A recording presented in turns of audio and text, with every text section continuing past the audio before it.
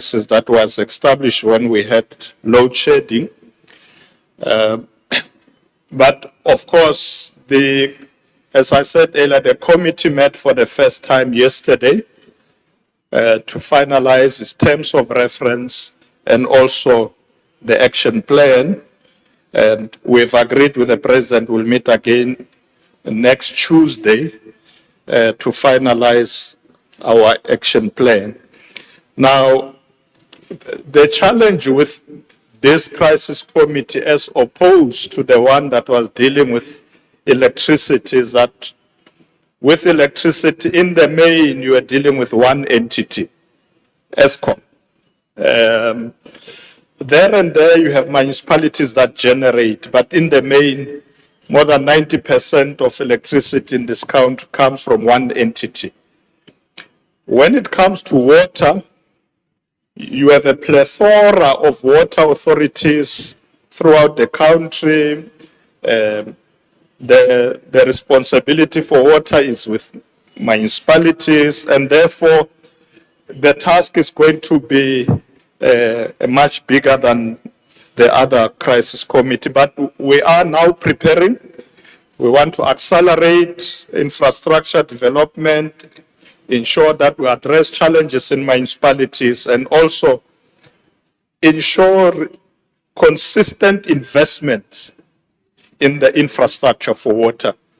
Because if you look at the challenges other municipalities, you can see that for a number of years, there was no investment in water infrastructure, it's decaying, and therefore leads to leaks and a loss of a lot of water, what they call non-revenue water. Basically, non-revenue water is water lost to the ground, revenue that is gone. Close to 40% of some municipalities lose their revenue that they're supposed to get from water. But with this committee, our idea is that in addition to ourselves as political leaders, we'll be accompanied by a number of specialists, engineers, and so on that we're going to deploy down there to municipalities to fix the problem. I thank you, Honorable Speaker. Thank you, Deputy President. Umbuzo wesibili ubuzwe ilonga ehloniphekile umnumzane uNodada. Umbuzo umayelana nenkulumo usekela mongameli ayenza ezingxoxweni zesibili zohlelo lwaziwa ngokuthi phecelezi i-frank dialogue mayelana nekusasa lohlelo lokuthuthukisa labo ababecindezelwe ngokomnotho phecelezi i-broad-based black economic empowerment. Le nkulumo wayenza eThekwini mhla zi-1 kuMarch 2026 la aqinisekisa khona ukuthi uhulumeni uzimisele ukuthi enze uhlelo lokubhekisisa kumbe nokucubungula lolu hlelo. Ufuna ke ukwazi umnumzana uNodada ukuthi ngabe ngubani ozokwenza lolu cwaningo, kanti futhi ngabe usekela mongameli unayo yini imininingwane yokuthi lolu hlelo luzokwenzeka kanjani? Sekela mongameli. Ngiyabonga somlomo. Ngizawuphendula ngesingisi. Ulungile. Ngoba ngasuka ngibhayize mangathi ngilanda ngesizulu. Honorable Speaker, let me firstly thank Honorable Nodada for raising this critical question about government's commitment to BEE review. Honorable Nodada, indeed, during the second frank dialogue on the future of BEE in Durban, I highlighted that government is embarking on a two-phase review of the BEE framework led by Minister Pakstow and the DTIC. The review will occur in two phases. Firstly, it will be a short-term one and then a long-term review. The short-term review aims to refine and assess subordinate laws, including regulations, code of good conduct, guidelines, practice note, which are under the minister's legislative authority. The long-term review is the prerogative of Parliament, which will involve the review of the BBBEE Act for substantive amendments. This process will also be supported by the BBBEE Commission and other oversight bodies to ensure credibility and enforcement. The review will focus on strengthening BBBEE by shifting from compliance to measurable outcomes. The review further aims to strengthen the execution of Section 9(2) of the South African Constitution, focusing on reimagining economic transformation and accelerating the participation of Black South Africans in the economy. Among other critical interventions, the review includes the following: improve the effectiveness of BBBEE implementation, strengthen implementation gaps and compliance, setting timelines for achievement of milestones, and lastly but not least, provide for a strong linkage between BBBEE and growth path and industrial policy. In conclusion, Honorable Speaker, let me reiterate this point that without any fear of contradiction, abandoning BBBEE is not an option. Abandoning BBBEE would in truth be abandoning transformation. So BBBEE is a necessary tool for transformation, essential for achieving economic equality, and we're going to proceed to implement it. I thank you, Honorable Speaker. Siyabonga sekela mongameli. Isithibiyelo sombuzo wokuqala sizobuzwa ilungu elihloniphekile umnumzana uBahrain. Bahrain. Leading government's business, Mr. Deputy President, whether the review of BBBEE will be alongside alternatives like the DA's Economic Inclusion for All Bill and the policy that creates most jobs and narrows inequality will be implemented.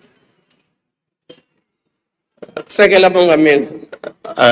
I was struggling to hear the honorable member, if he may repeat. Okay, I'll ask him again. If you can help me, Honorable Speaker, I was struggling to hear. Honorable member, if you can please repeat your question. Thank you. Leading government's business, Mr. Deputy President, whether the review of BBBEE will be alongside alternatives like the DA's Economic Inclusion for All Bill and the policy that creates most jobs and narrows inequality will be implemented. Thank you. Sekela mongameli. Okay, no, I've heard the honorable member now. Honorable member, all the time when we review policies or legislation, we do have public hearings that takes place, and that is to enable all South Africans who are interested to bring forth their suggestions, their comments. So if the DA has some clever ideas, you are allowed to bring them forward. We will look into them.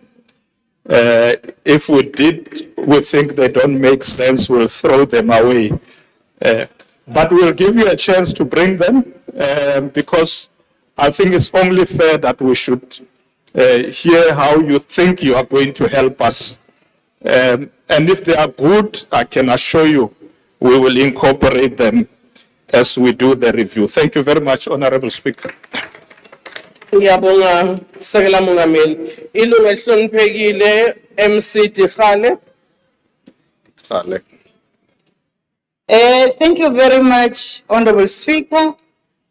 Deputy President, in light of the response provided regarding the plan to phase review of the broad-based Black economic empowerment framework, what measures will government put in place to ensure that the review not only evaluates the existing empowerment indicators and scorecard elements, but also addresses the practical challenges faced by the Black-owned businesses and emerging entrepreneurs in the accessing markets, finance, and procurement opportunities? Furthermore, Deputy President, will the review consider strengthening monitoring and enforcement mechanism to ensure that the broad-based Black economic empowerment compliance leads to tangible economic participation and ownership rather than purely administrative compliance?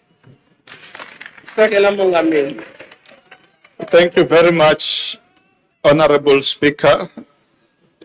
Honorable Dikhale, you are correct.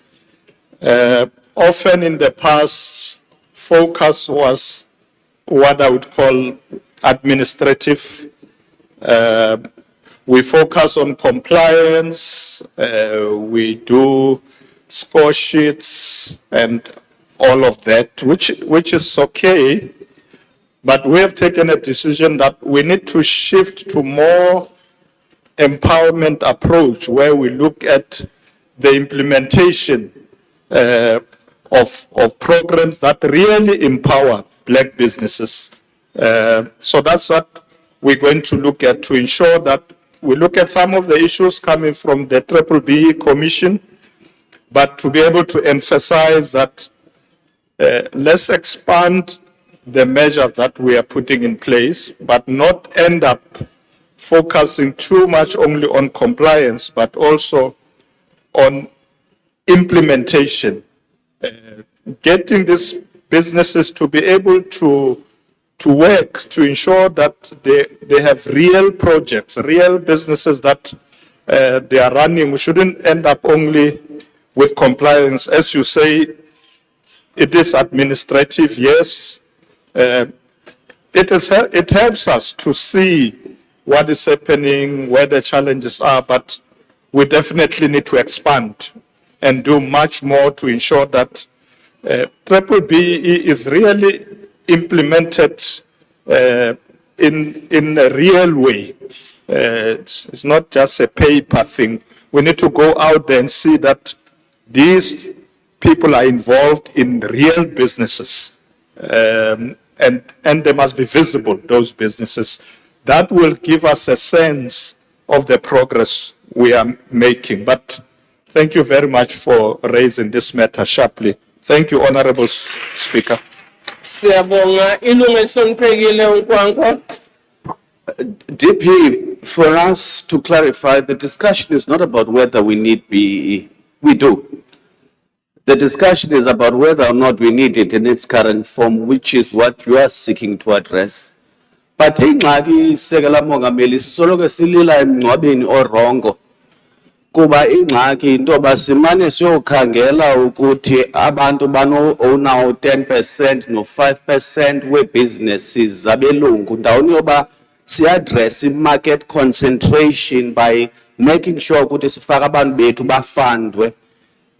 In addition to this review, akufanelanga ke ngokusekela Mongameli kujongwe ukufundwa kwe-DFIs ezincedisa ufunda i-BEE program so that our people can begin to control and own the means of production. Bangabe bolile emngcwabeni orongo. Enkosi. Enkosi Sekela Mongameli. Thank you, Honorable Speaker. I agree with you, Honorable Member, that we do need to fund these agencies, departments that empowers the previously disadvantaged, particularly Black people. But it's also important for us to be able to have reliable ways of ensuring that indeed those resources will go to these emerging businesses, these triple BE companies. One of the challenges we have to deal with very sharply is a question of fronting. So when people, as you say, people say you can get 10% here or 30% in this company, but sometimes that's not real empowerment. Some of the companies, we do it for compliance. So if you go to their books, you'll see that they have somebody maybe with an African name who's got 30% there. But really, that's where it ends. It's just a name. Sometimes the person doesn't even know. Or if they know, they think, oh, maybe I'll get something. And that's not empowerment. Empowerment must mean real involvement in business. Black people in this country must build enterprises. Not be happy that I have 10% of a Van der Merwe business. We want to see black people building factories, building businesses, and not be happy with some 10% here, 20% here, which in most cases not even here. It's just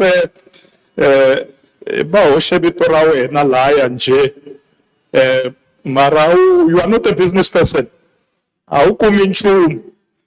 So let's see entrepreneurs. That's why one of the things, Speaker, we are doing is to train young people to become entrepreneurs.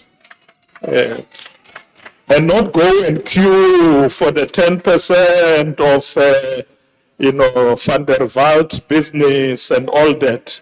No, they'll start their businesses.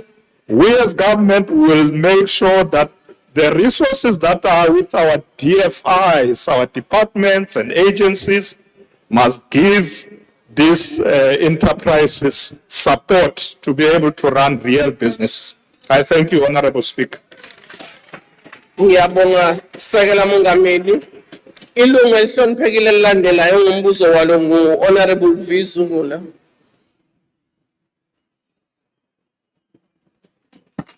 DP, given how the triple BE was intended to transform the economy, especially in light that over 90% of the country's economy is in white oligopolies. However, what you say is different from what is being practiced. IDC is currently exposed by Fezile Dlamini in that it funds white companies instead of black entrepreneurs. If you go to the PIC, it manages over 3.7 trillion in assets, which are coming from black workers' pensions. However, less than 200 billion of that is invested in majority black-owned companies. Go to government spending. The government has got a budget of 2.7 trillion. Over 80% of that goes to big white companies. And black SMEs are only getting less than 20%. So how do you reconcile what you say in speech versus what is practically happening? Because white companies are the biggest beneficiaries of the economy. Thank you. Thank you, Sekela Mongameli. Thank you very much, Honorable Speaker. Honorable Member, your observation is correct. Many of the funding institutions tend to fund listed companies. And we all know that on the Joburg Stock Exchange, most of those companies are white-owned businesses. We have looked into this matter and we're going to tighten the rules, particularly where we have control. With the DFIs, you've mentioned some of them, to say you have to fund unlisted businesses. as well. Because I know sometimes the argument will be, we want to grow the cake for our members of these pension funds and these investments. But we have to fund unlisted businesses, most of them emerging, most of them involved in infrastructure. If South Africa wants to drive growth through infrastructure, then resources must go also to companies that are not listed on the stock exchange. And that's a very important observation, that these resources are not finding their ways, and we need to tighten the regulations of these institutions. We have noticed that ourselves, and we are going to intervene to make sure that resources must support growth, and growth that is driven even by unlisted companies that are involved in infrastructure development, most of them or some of them owned by the previously disadvantaged in our country. Thank you, Honorable Speaker. Siyabonga Sekela Mongameli. Umbuzo wokugcina kulolu hlelo uzobuzwa ilungu elihloniphekile uBahrem. Honorable Bahrem.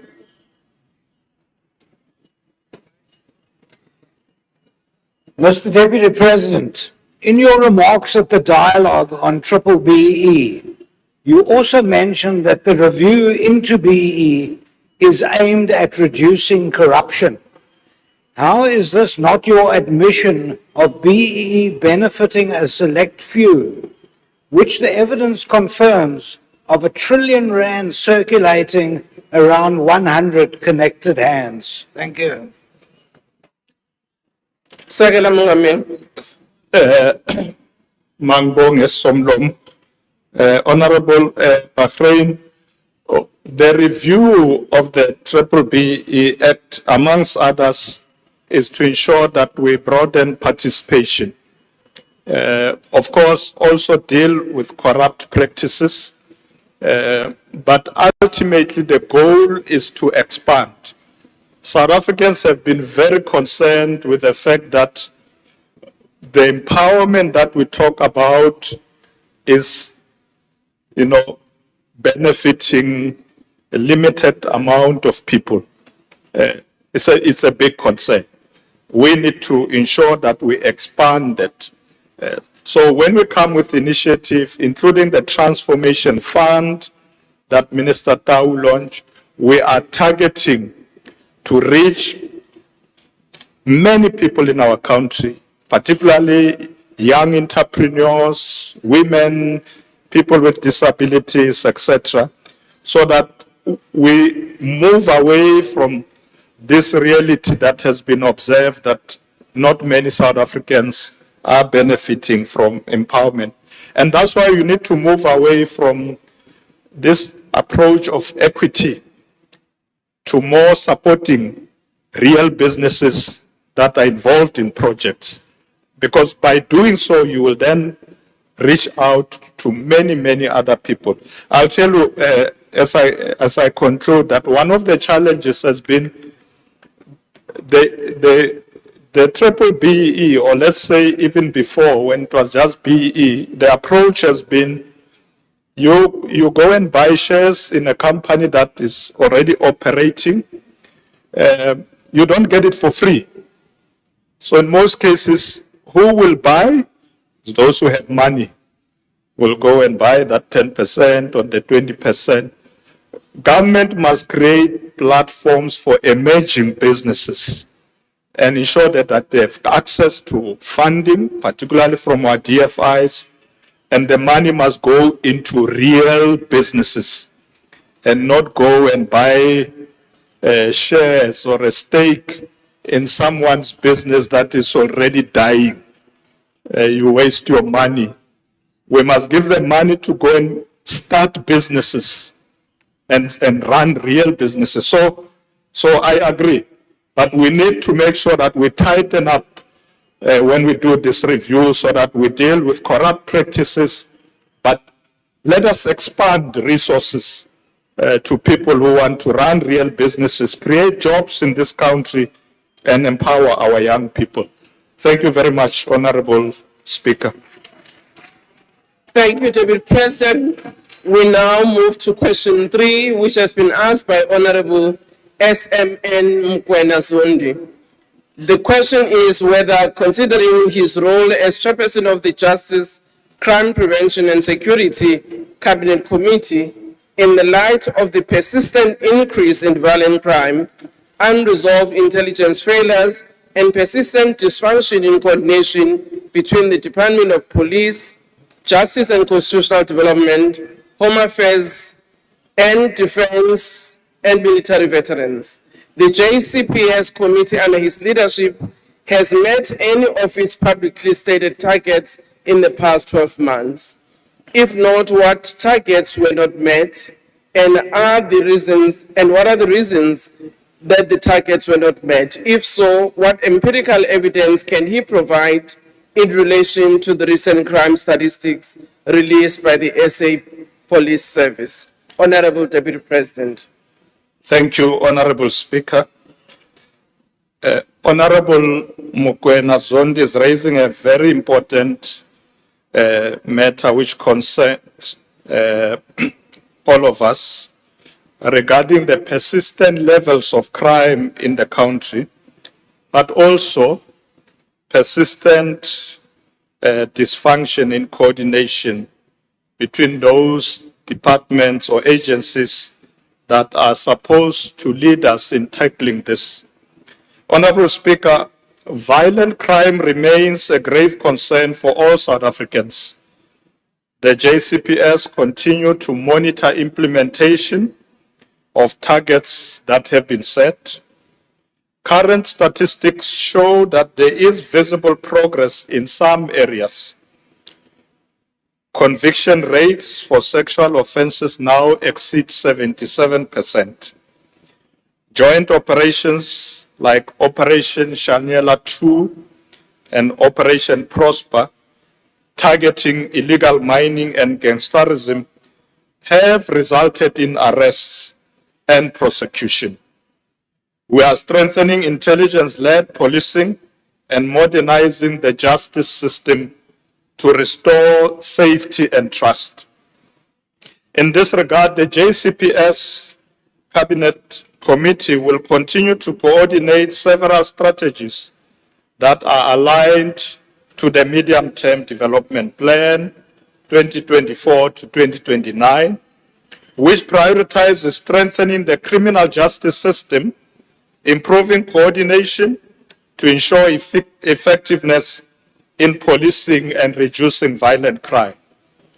The recent crime statistics released by SAPS indicate that while some improvements have been recorded in certain categories of crime, overall, levels of crime remain a serious concern, requiring sustainable and coordinated action across government. Government has decided to recruit additional 20,000 new police officers.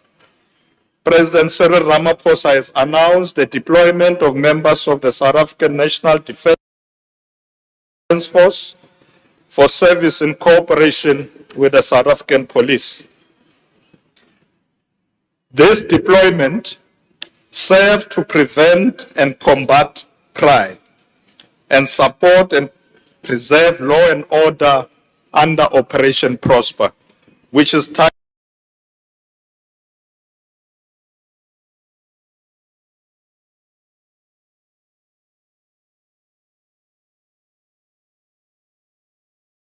targeting, as I said earlier, illegal mining and gangsterism. The CPS Cabinet Committee is focused on improving interdepartmental coordination, which of course you have identified as one of the big challenges. We are enhancing intelligence-led policing and modernizing the criminal justice system. We will, Honorable Speaker, continue to implement targeted measures to reduce violent crime and enhance community safety and security. I thank you, Honorable Speaker. Thank you, David President. The first supplementary question will be asked by the Chief Whip of the MK Party, Honorable Mkwena Zondi. Honorable Deputy President, the July 2021 unrest and looting laid bare the critical failures in intelligence coordination and the apparent inability of the National Security Council to convene at a moment of national crisis.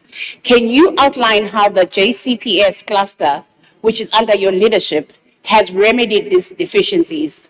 Okunye, esifuna ukwazi ukuthi what indicators, if any, of improved intelligence integration and early warning capabilities and interagency coordination have you or can you present to assure this House that the state is now institutionally equipped to prevent such failures from ever occurring again? Thank you.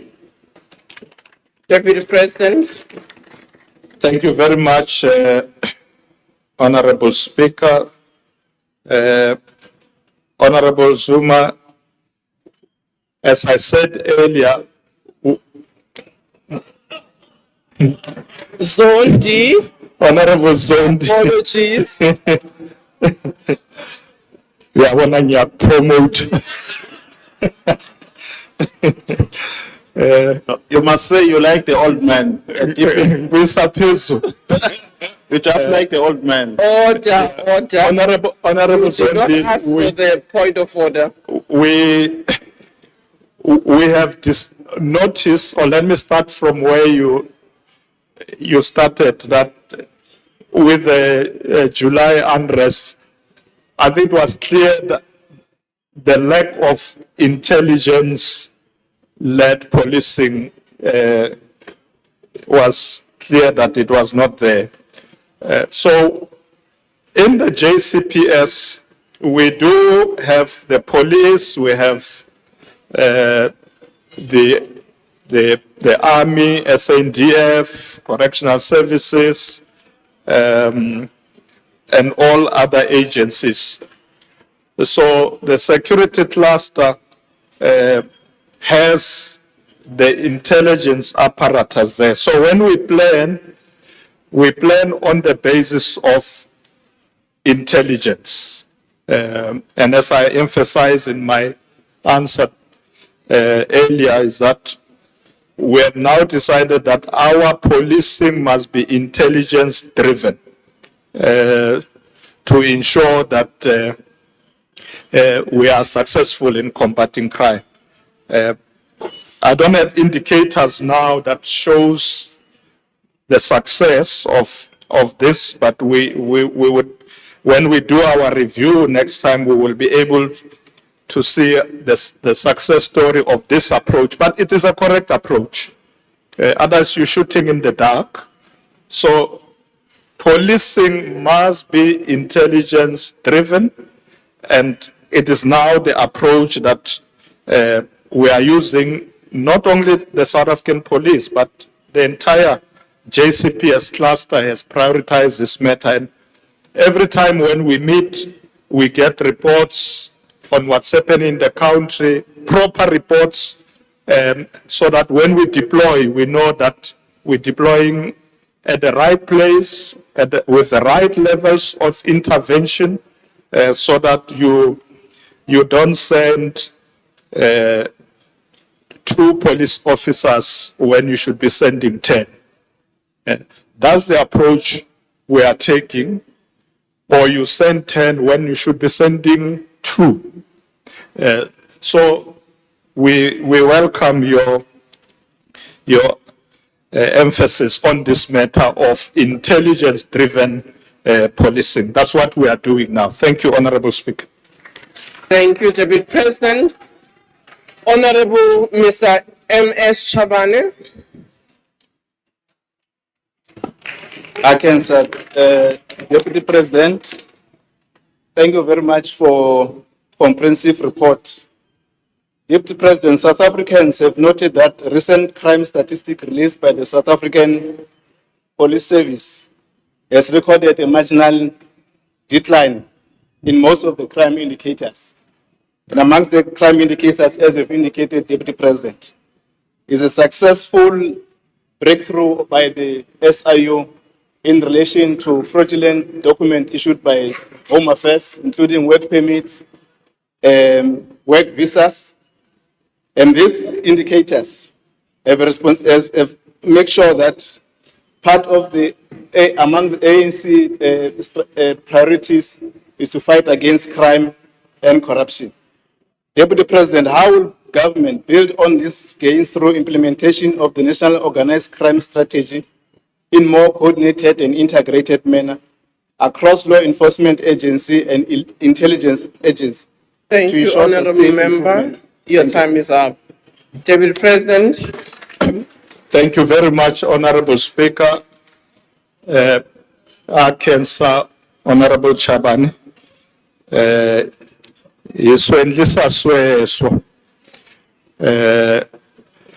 This thing are intelligent driven. Itayifuna ngopfu ku ilungisa leswi swa crime. When you look at border management control, you look at what we're doing in those areas or ports of entry and so on, we are now emphasizing this approach that we must be intelligence driven. You would know that, for instance, we are strengthening our work in Home Affairs on, how we deal with issues of documentation and so on. So there's a lot of work that is happening, and what is really required is integration. For us to be successful, the justice system must be integrated. Because otherwise we're going to have a challenge where police are successful, but when people get to courts to be prosecuted, and then they are let out easily back into the streets. So we are strengthening that. But lastly, something that we often take for granted is community participation. In the past, I'm sure many of you sitting here were involved in street committees and so on. The role of communities in fighting crime is very critical. But if you look at our CPFs these days, they are not being given priority. Many of us don't think they are important. But the communities must always be the eyes and ears of the police on the ground. There's no best intelligence you can get than the one you get from the community. They know them, they know where they stay, and let's strengthen that as well, working with our communities. Thank you very much, Honorable Speaker.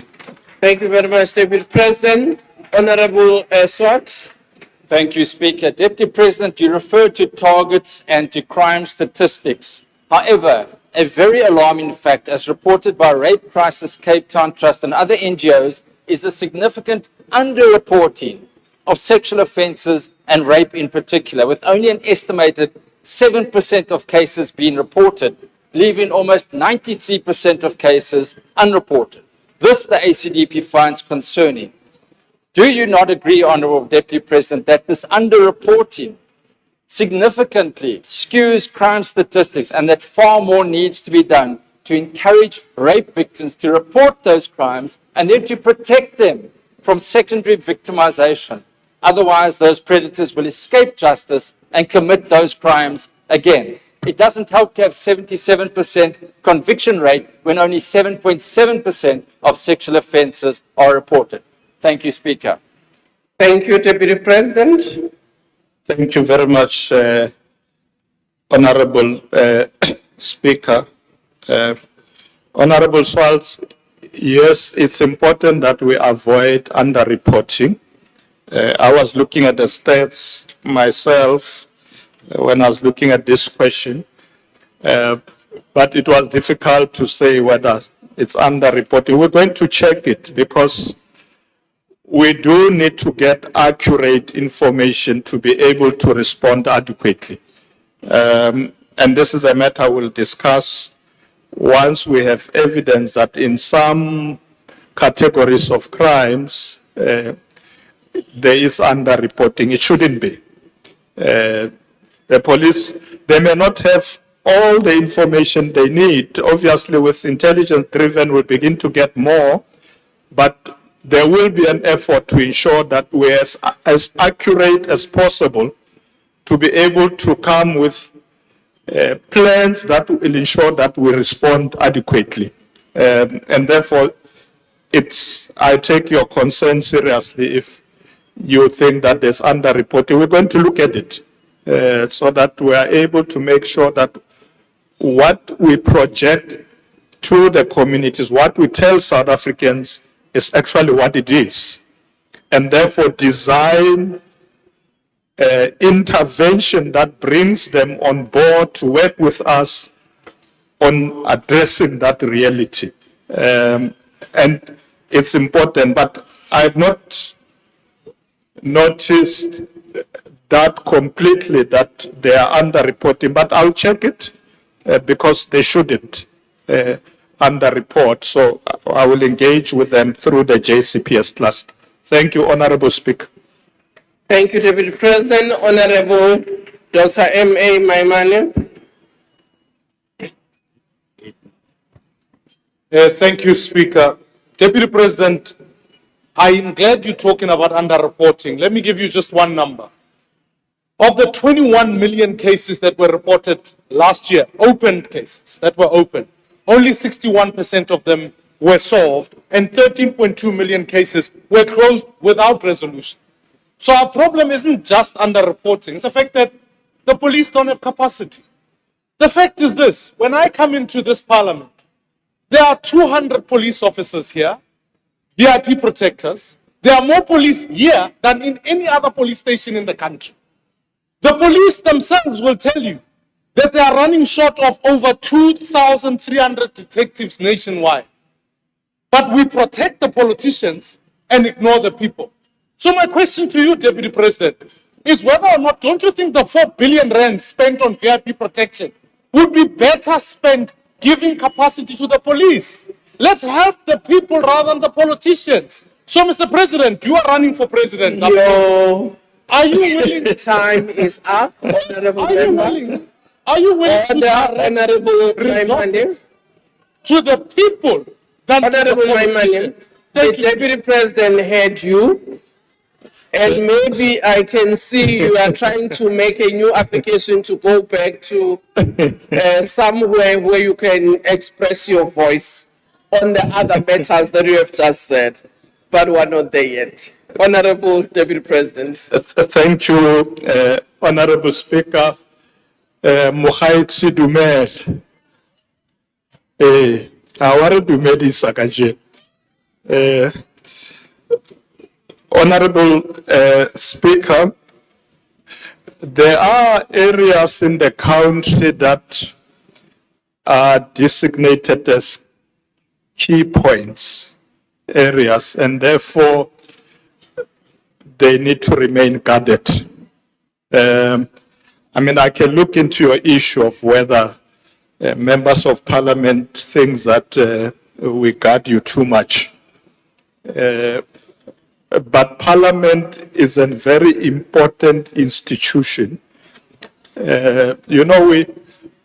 had fire the other time in the old parliament, and many people were saying, where were the police?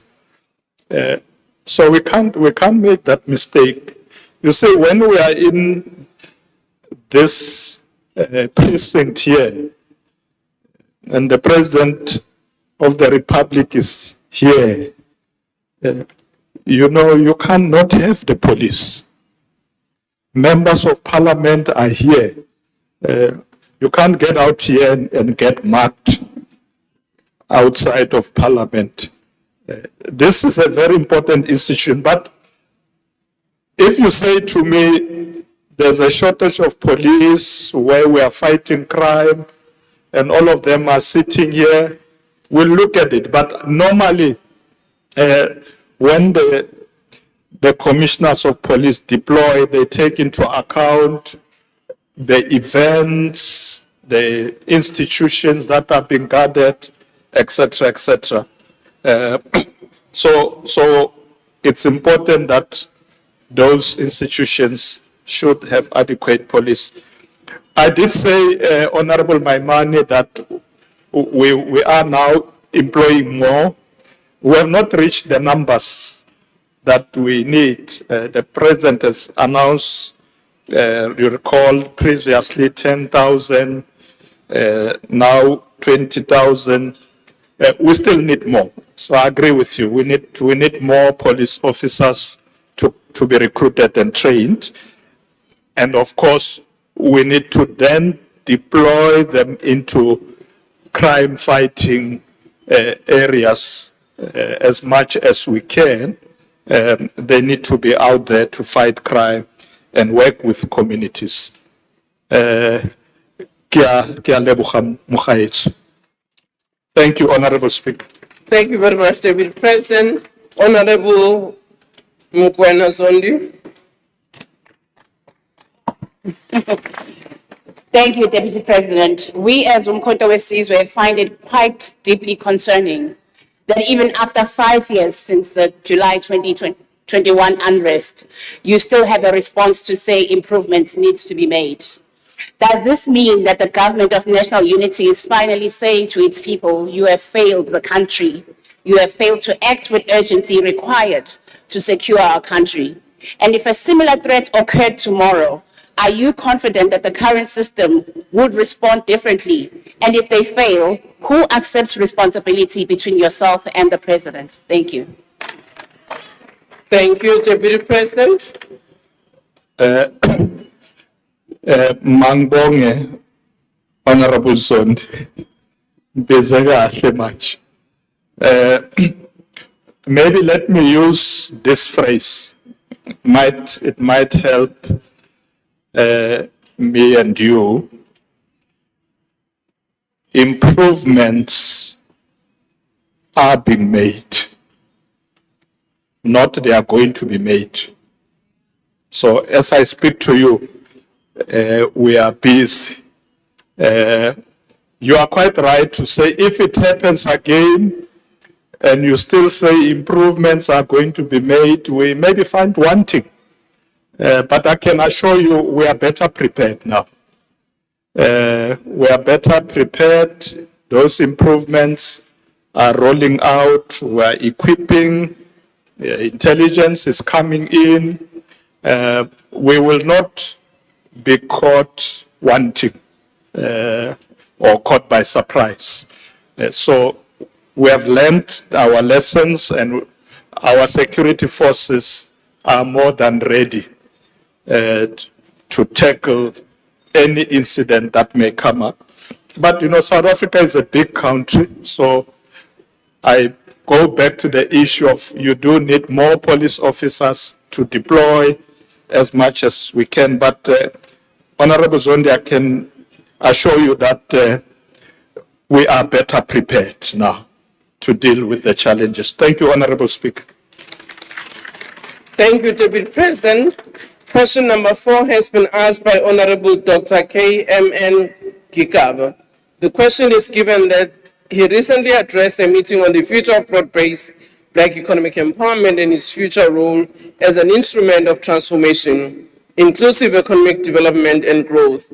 What are the reasons that BBEE has remained marginal to the economy and failed to transform the economic landscape of the Republic? What mechanisms has the government put in place to ensure that the BBEE is utilized to drive the district development model for localization and industrialization in urban and rural areas? Deputy President. Thank you, Honorable Speaker. The question raised by Honorable Gigaba is very important as it helps us to highlight the need for the review of broad-based Black economic empowerment policy. We did speak about this earlier on in the first question. Honorable Speaker, Triple BE has opened doors for many who were previously disadvantaged. Since 2021 to date, 94 billion rand has been invested in black-owned enterprises, with 72 billion rand in skills development and over 600 billion rand in share transactions. But of course, compliance remains a challenge. So I don't want us to gloat on these figures, because we need to make sure that those resources are reaching as many people as possible. We are now strengthening regulations and stricter rules to ensure business compliance. However, we must now move, as I said earlier, from compliance to delivery, aligning Triple BE with district development model, but also localization, industrialization, and empowerment that reach both urban and rural communities. These achievements indicate that empowerment is more than an abstract policy. It has been experienced through business growth, community upliftment, and national opportunity expansion, especially for young people in sectors like mining and finance. But despite this progress, the journey towards Triple BE continues, with the goal of enhancing its impact to permeate all societal levels. Hence, government is embarking on a two-phase review, as we said earlier, of the Triple BE framework that I spoke to when answering Honorable Nodata. At the initiation of Triple BE, or rather Triple BE Act in 2003, and following its amendment in 2013, which established a framework for measuring the policy's implementation, the compliance rate was very robust at the time. However, recent monitoring by the Triple BE Commission indicates a significant decline in compliance momentum. The peak number of compliance reports submitted by the commissions in 2019 were 5.818, and this figure has now drastically fallen below 1,500 reports in the current period. Therefore, the focus must shift from mere compliance to effective delivery, ensuring that the rhetoric translates into measurable impact, so that we don't just measure the numbers, but we look at the impact of what the empowerment is doing. There is a need to align Triple BE with broader industrial, fiscal, and competition policies, transform it from isolated efforts into a catalyst for inclusive growth. Furthermore, we must strengthen enforcement against practices like fronting. It is critical to combat this because it's economic sabotage. Empowerment efforts must be concrete, reflected in job creation, establishment of enterprises, opening of markets, and the significant involvement of women, youth, and people with disabilities. Honorable Speaker, government is accelerating the integration of Triple BE into the district development model by incorporating empowerment into District 1 plans, funding black-owned enterprises, and emphasizing localization of SMEs. This alignment ensures that transformation occurs both in urban and rural areas through funding instruments and integrated in planning frameworks aimed at industrialization and service delivery. Lastly, Through integration and collaboration, government, in partnership with the private sector, has introduced a transformation fund initiative. This initiative aims to unlock capital as part of a support package designed to grow Black-owned enterprises and accelerate inclusive growth, because we know that often those who were previously disadvantaged, Black people, when they start applying for funding to be able to start enterprises, many of those doors are closed. So we'll use the Transformation Fund as a mechanism to assist in this regard. Thank you very much, Honorable Speaker. Thank you very much, David President. I've been informed that Honorable M.O. Siate will take the question.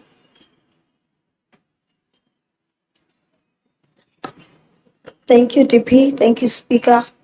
My question will then be, how is government intending to introduce measurable indicators and time frames to strengthen monitoring of the impetus to transformative capacity of the triple BEE in changing the economic landscape and key economic sectors through comprehensive master plans and direct catalytic investments targeting municipalities in distress, especially in rural areas and provinces? Thank you, Deputy President. Thank you very much, Honorable Seate, for the follow-up. Indeed, government is already, we're not intending, we are already strengthening the transformative capacity of triple BEE. We are strengthening the indicators, particularly the measurable indicators are being strengthened already. And as you say, how will this review assist? We will recalibrate scoreboards to ensure that we emphasize, as I said earlier, actual, real ownership. We need to be able, when we say we are empowering, we must see people involved in businesses, not just looking at scoreboards. We must see the impact, that here are these entrepreneurs who were funded, who were empowered. This is the business they are doing, this is what they are producing. These are people they are employing, and we are able to see concrete results in terms of empowerment. So yes, we're not intending, we're already doing it.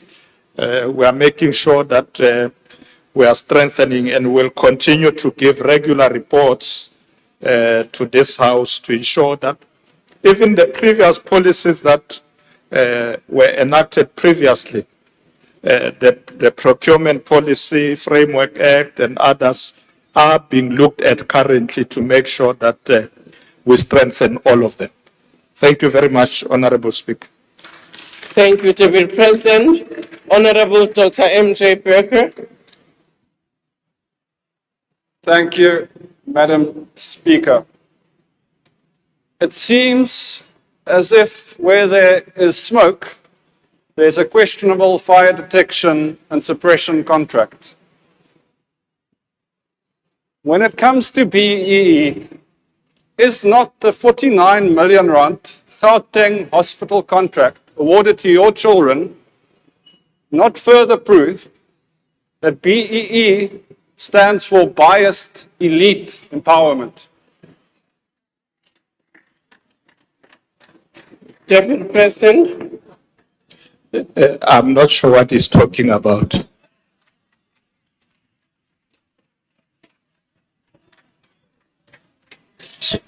So I'm hearing him talking about a contract awarded to your children. I don't know what contract is that that he wants to deal with. But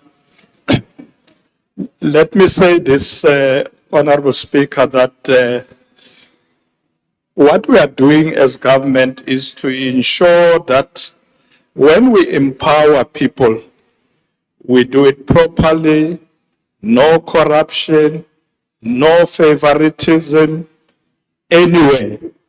If there are children of the DP somewhere who are being favored by some government department, I will oppose it myself.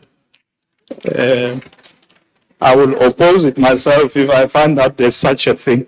At the moment, Honorable Member, there is no illegal, irregular contract which was ever allocated to my children that I know of. If you do have information, you can come and give it to me. Thank you, Honorable Speaker. Thank you, Deputy President. The next supplementary question is Honorable MV Daniels. Good afternoon, and thank you, Speaker. To the Honorable Deputy President, the question that I have on behalf of the Patriotic Alliance is not for political grandstanding, but in the interest of South Africa. Honorable Deputy President, to what extent do we accept that elite capture, fronting, and compliance-driven deal-making have weakened the transformative impact of BBBEE, and what concrete steps are being taken to redirect BBBEE benefits towards productive, broad-based participation rather than a narrow group of beneficiaries, for we do know and understand how true it is, the uncomfortable truth that fronting is real. Thank you, Deputy President. Thank you, Honorable Deputy President. Thank you very much, Honorable Speaker. Yes, Honorable Member, it is true that fronting is real, and that's why we are dealing with it. As we do this review, this is one of the problems. I did say earlier that I, liken it to economic sabotage. Because if people are fronting, it means they are not really in the economy. They are not doing the work. They are not building any businesses. They are sitting somewhere, but their names are used. So, in fact, it must be a crime that is treated seriously. So, as we review this as Parliament, let's tighten out these pieces of legislation to ensure that the penalties must be so strong that somebody must never be attracted to get involved in fronting. We want people to run real businesses and ensure that we can measure that they run businesses, not do a desktop analysis and say, oh, yeah, there are so many blacks who are involved in this, they own these businesses, but we don't see it. We need to see those businesses, and we're going to have DTIC and other government departments must go out and ensure that they do have officers who go out to these businesses and see if indeed they are run by black people, as they say. So I agree with you that we must eliminate fronting. Thank you very much, Honorable Speaker. Thank you, Deputy President. Honorable Ismail Musa. Thank you, Honorable Speaker. Blessings to this Honorable House and blessings to the Honorable Deputy President. Honorable Deputy President, what measurable outcomes and accountability frameworks are currently in place to assess whether BBBEE initiatives within the district development model are effectively translating into tangible local industrial growth, job creation, and equitable participation of historically disadvantaged communities across both urban and rural districts? I thank you. Honorable Deputy President. Thank you, Honorable Speaker. Thank you, Honorable Member. I did say earlier that we are currently integrating BBBEE into our development model, particularly the one plans. The good thing with that, because these are plans that are being implemented, you're going to see real results. That yes, these entrepreneurs, these businesses are involved in implementing these projects, these plans, and you are able to measure that concretely. So yes, we will continue to do scorecards and look at compliance, but the best measurable instrument for me is where people are involved in real businesses. Even if government has to have, officers, whether it's from the Labor Department or DTIC, who go out into businesses to check what is really happening rather than relying on reports. That will help us a lot. And because with the DDM, we are out there as a whole of government, it's even much better. Whenever I go out on the web of the DDM, I meet with premiers, MECs, mayors, and MMCs, and city managers, DGs, the whole of government. So it should be easy to measure progress in that regard, to say, we have given this company work to construct the road. They say they are a BE company. Where are they? When we go out there, we must look for that. And where is the road? So that you don't sit in head office and people send you a report that we have built the road, but the road is not there. Or it was built by a Black Economic Empowerment Company, but in reality, it's not there. So the DDM is going to help us because we are on the ground, we can see, we can meet people, we can question, and we'll make sure that our measures are real and real time, and we talk about what we see. Thank you very much, Honorable Speaker. Thank you, Deputy President. Honorable M.O. Siate. Oh, sorry. Honorable Mkalipi. Deputy President, you can take a seat. There's a point of order. But Madam Speaker, there is no DDM. There's nothing. This thing was introduced in 2019. 7 years later, there's no DDM. Mkalipi, can you ask that question formally, not just ask it when you are not on the speaker's, list? I note it, but again, let's just respect the rules. Deputy President.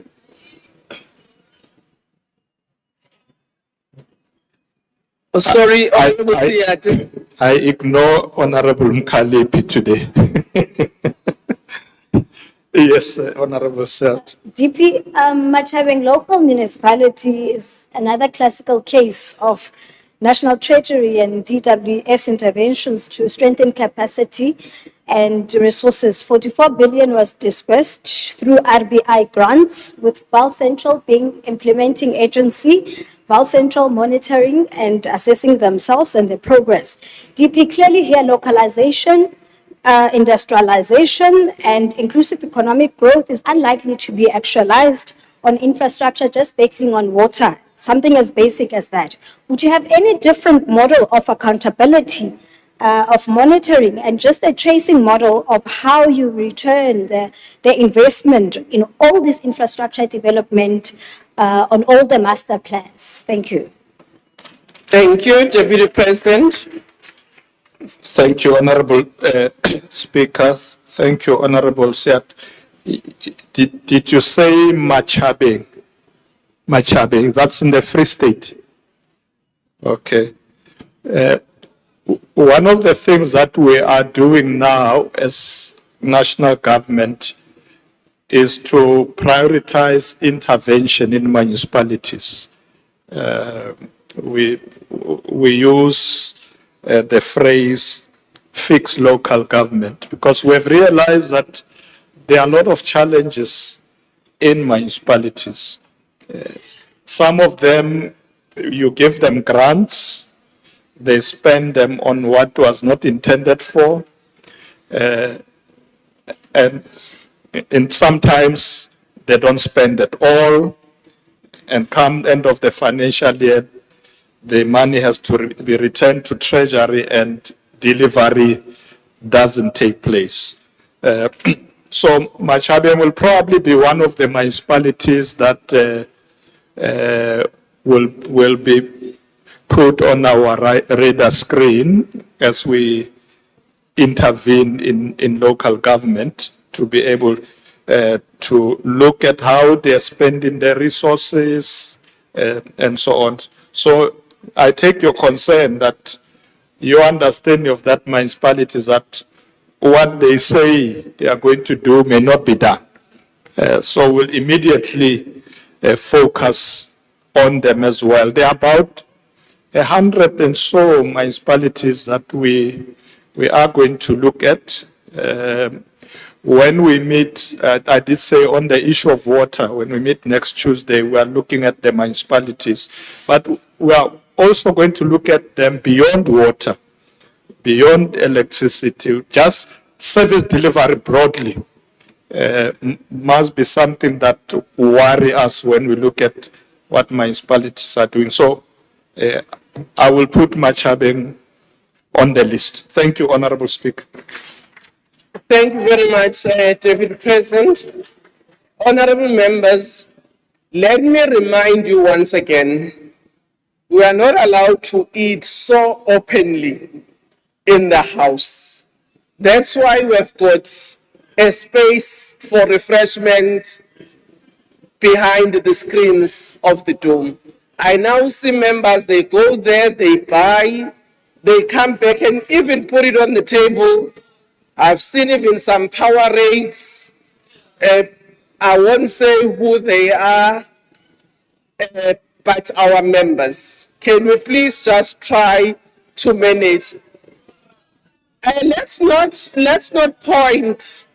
Order, honorable members. Just behind you, Honorable Mkalipi, I saw a power raid. The person who's raising the hands up, I have seen, she just went down. But honorable members, seriously, let me just remind you once again about what we need to do.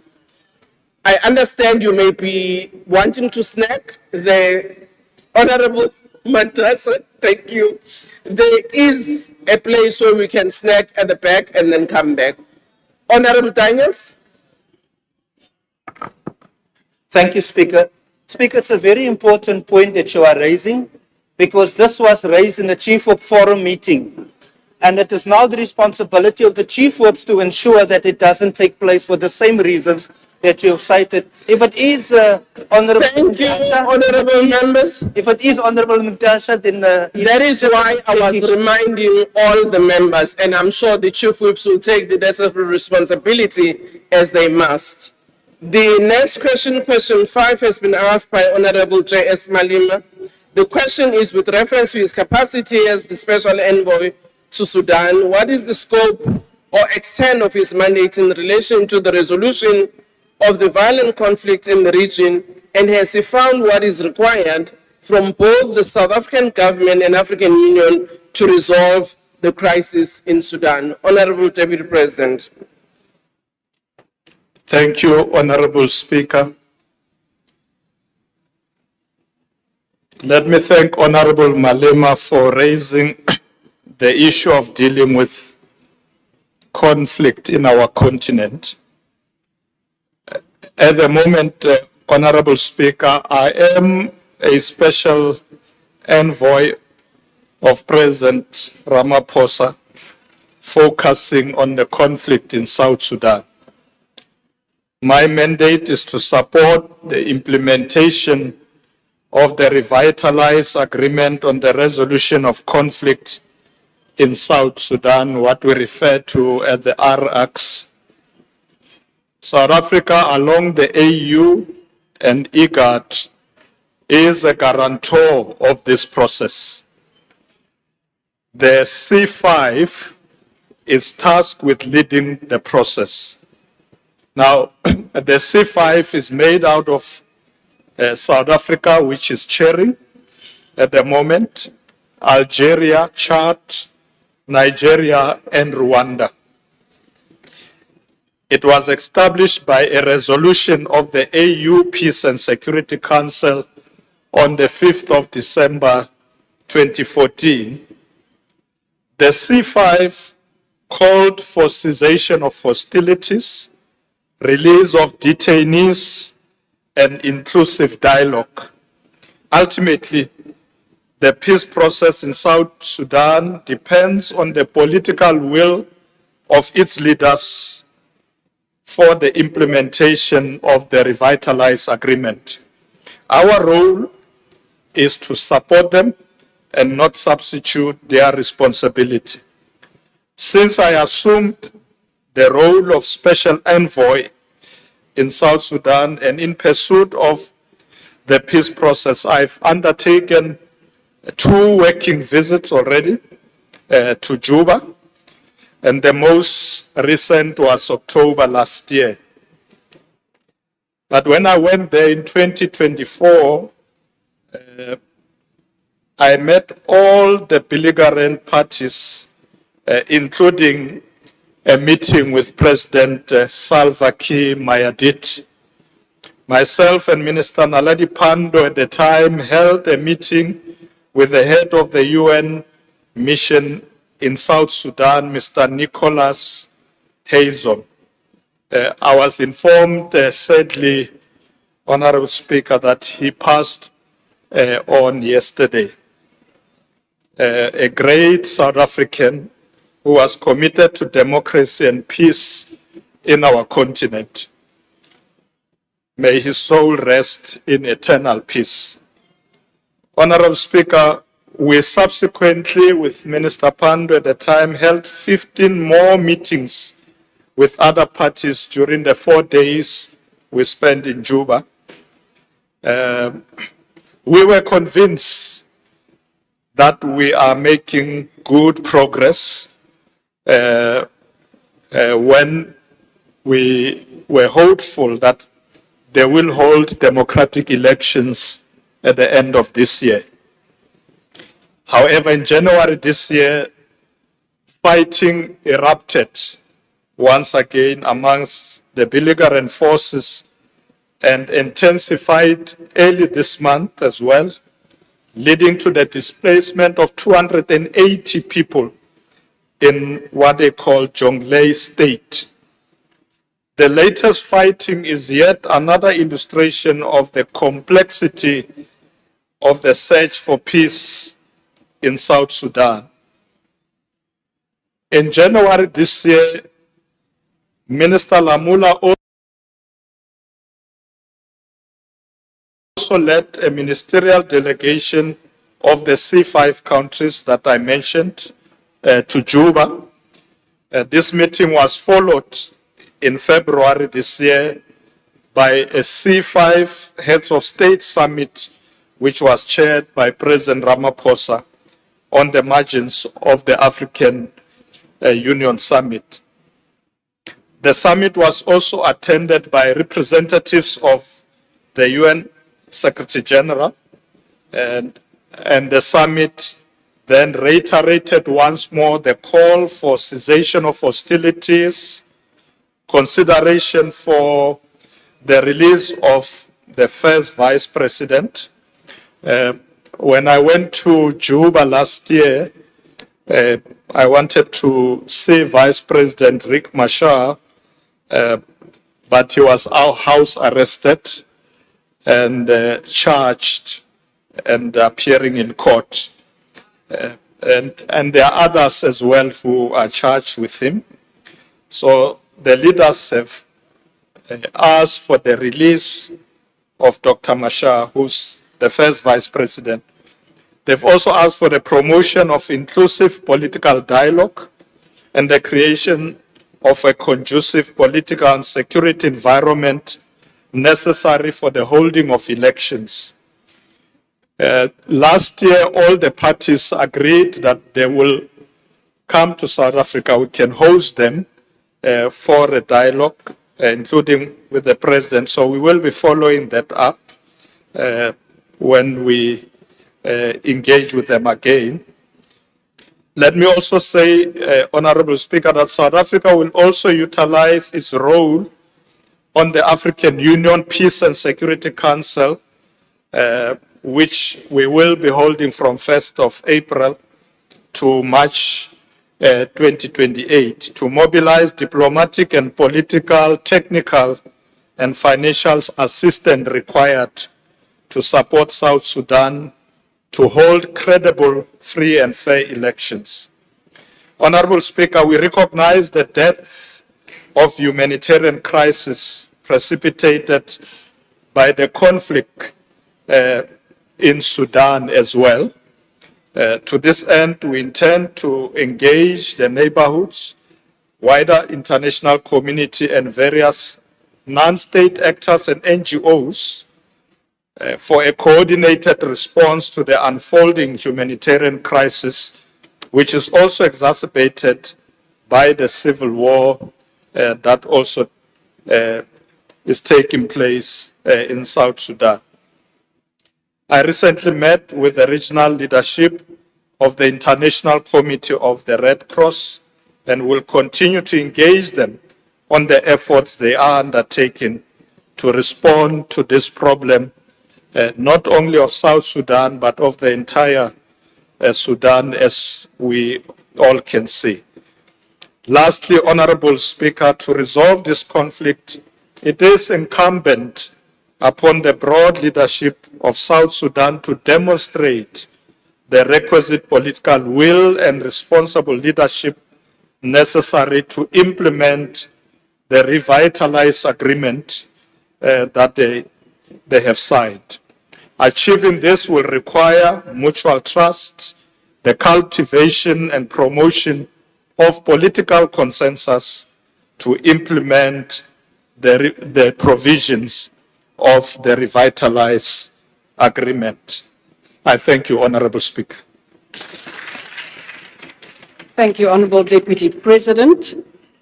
The first supplementary question will be taken care of by the Honorable Mente on behalf of the Honorable Malema. Thank you very much, Deputy Speaker. Deputy President, the displacement of the people of Sudan is understated as per your answer. It's actually 11 million people that have been internally displaced, and also 4.5 million people have fled the country Sudan to the neighboring countries, which then is placing a heavy strain and an over-concentration in the refugee camps. This also has deepened the humanitarian crisis, which needs the countries that are hosting to put more in terms of humanitarian aid. But most importantly, Deputy President, is that some of the internal camps where the 11 million people are, especially in the area of Darfur, people are dying.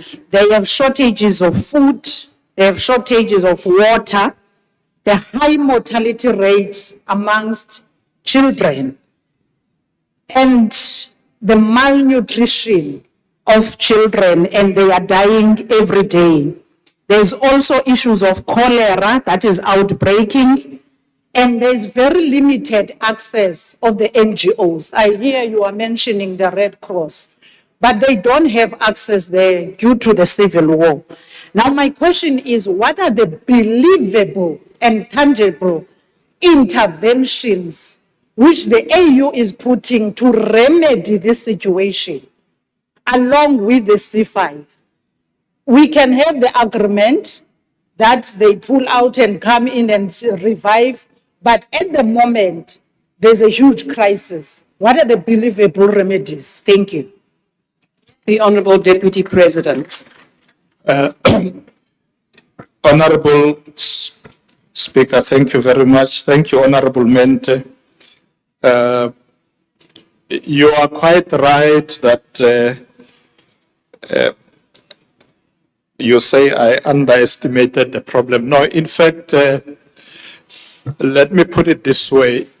The President appointed me as a special envoy to deal with South Sudan, not the Sudan as a whole.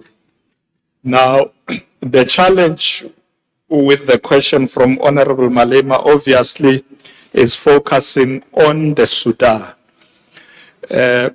My worry in replying the way you think I should have is that I was going to give an academic reply.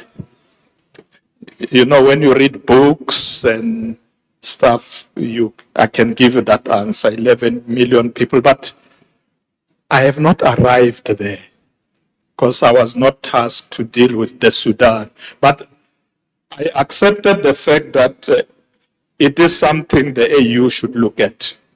Remember, the Sudan is also part of the AU. Both of them, even after the liberation of South Sudan, separate from Sudan, but they are both in the AU. And therefore, I'm convinced that the leadership of IGAD and the C5 will look into the matter, but I didn't want to reply on Sudan when I've not dealt with it, because otherwise I was going to give you an academic reply of what I've read in the books.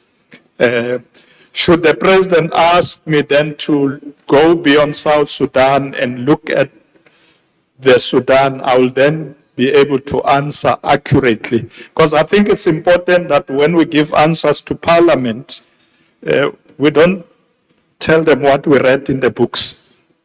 It must be real work that we do. But your concern is taken. You will see that in my answer there, even though I dealt mainly with South Sudan, I do say in this paragraph here, let me just go back to it quickly. I won't take a lot of time, Honorable Speaker. I do say here that we recognize the depth of the humanitarian crisis precipitated by the conflict in that region. And we do intend to engage a number of neighboring countries and also some of the international community, including the committee, International Committee of the Red Cross, because we are looking at the humanitarian suffering that is happening in the Sudan itself.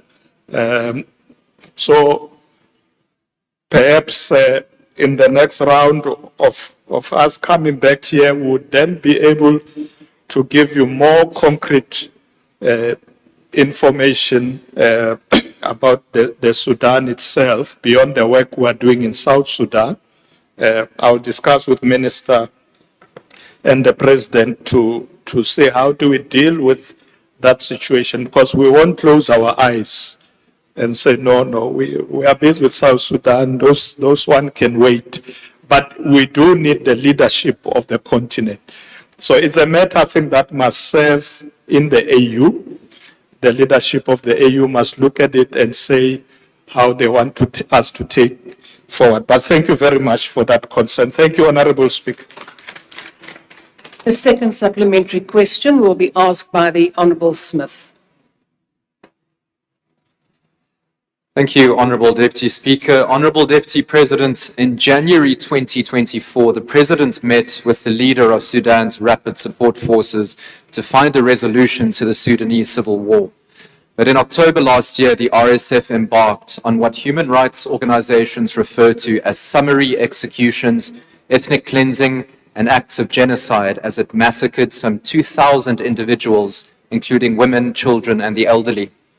By subsequently ignoring the clear evidence of ethnic erasure and failing to address the RSF's genocidal intent, South Africa once again comes across as hypocritical, given its response to similar conflicts in other parts of the world. Will the presidency now do the right thing and condemn the Rapid Support Forces for their genocidal actions and commit South Africa to playing as active a role in ending this ethnic conflict as it has in other regions outside of Africa? The Honourable Deputy President. Thank you very much, Honorable Speaker. Yes, Honorable Smith, the President will never ignore genocide and the sufferings of people. What we need to do is to make sure that the intervention in the Sudan must be the intervention of the AU. And to the extent that all of us are concerned, obviously we will ensure that the leaders in the AU look into the matter. 11 million people displaced, there's hunger and malnutrition, and so it is compelling that the EU should really look into the matter, and I'm sure the President will engage with the other leaders in the AU to ensure that we look at the situation in the Sudan. We will not ignore that. Thank you, Honourable Speaker. The third supplementary question will be asked by the Honourable Douglas. Thank you, Honourable Speaker. Honourable Deputy President, many conflicts on the African continent, including the ongoing crisis in Sudan and South Sudan, are increasingly linked to geopolitical competition over strategic resources and spheres of influence, even from outside forces. As a Pan-Africanist organization committed to African peace and sovereignty, the MK Party believes Africa must guard against situations where external powers exploit instability for strategic gain. In your engagement as Special Envoy, what steps is South Africa taking within the African Union to ensure that the peace process in Sudan is firmly African-led, insulated from external geopolitical manipulation, and focused on a negotiated settlement that protects Sudan's sovereignty and long-term stability? Thank you. The Honourable Deputy President. Thank you very much, Honourable Speaker. Thank you, Honourable Douglas, for the follow-up. The resolution of conflicts in the continent of Africa is led by the African leaders as we speak. As I said, the AU is involved, C5, IGAD, all of them there. But your observation is also correct that the other forces are there.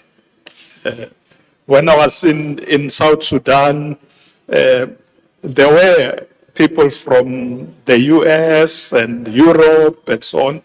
So you find them there because they've got interest in the minerals. That's what it's all about. In South Sudan is rich with oil. The Sudan is, many of the African countries have minerals, and some of these people, unlike us in the South, when they get involved to resolve conflict, is about what they can get out of the minerals of those countries. So you are quite right that we need to guard against that and ensure that the resolutions of this conflict must be us who drive them, who make sure that they are resolved, and we resolve them for the interests of Africans. Because these others, they want to take, you'll see now what's happening in the DRC and all those countries.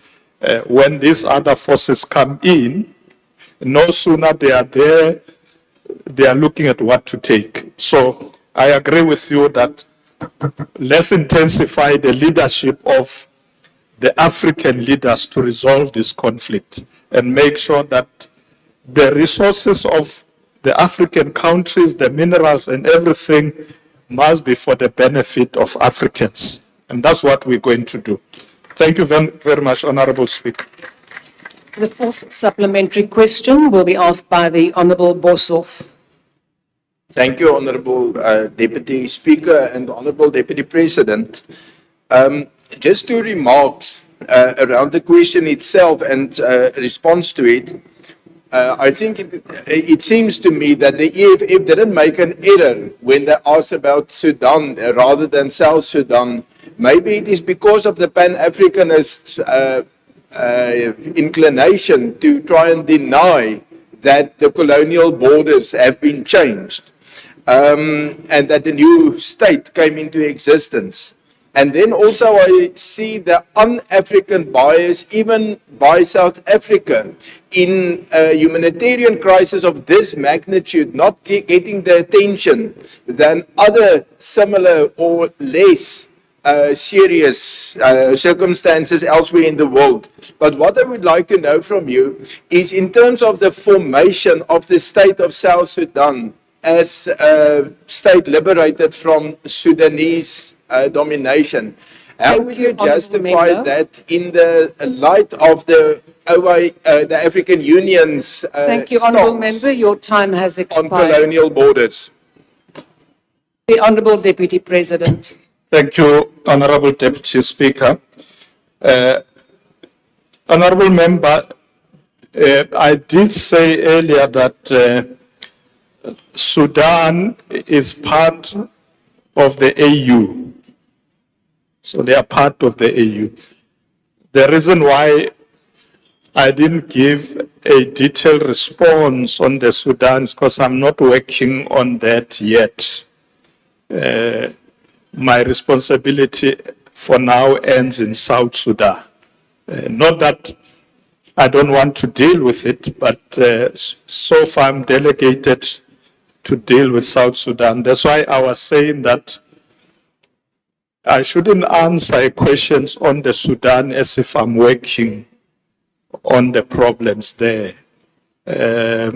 Until such time the President says, deal with the Sudan as a whole as well. Otherwise, I can give you a report about the Sudan, the conflict there, and what has been happening until South Sudan got independent from the Sudan in 2011, and the fight of the RSF and so on.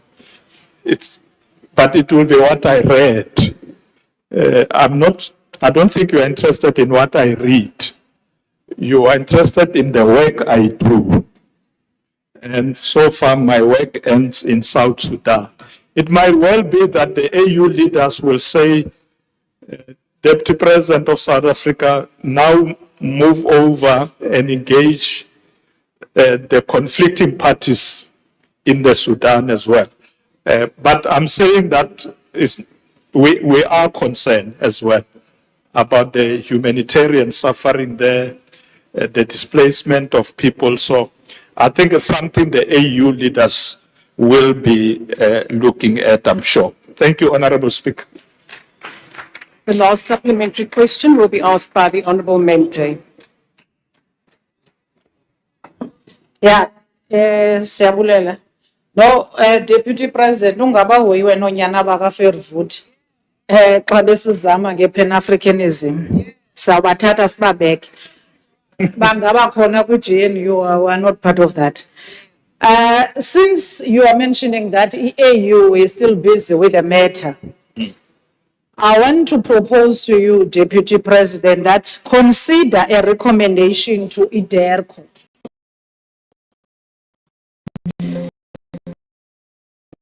that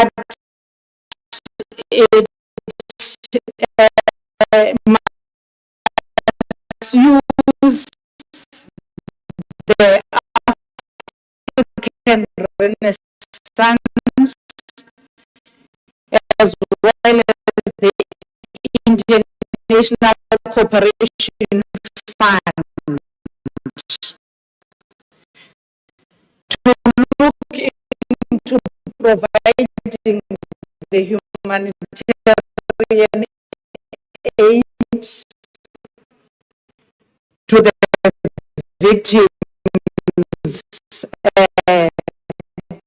in Sudan,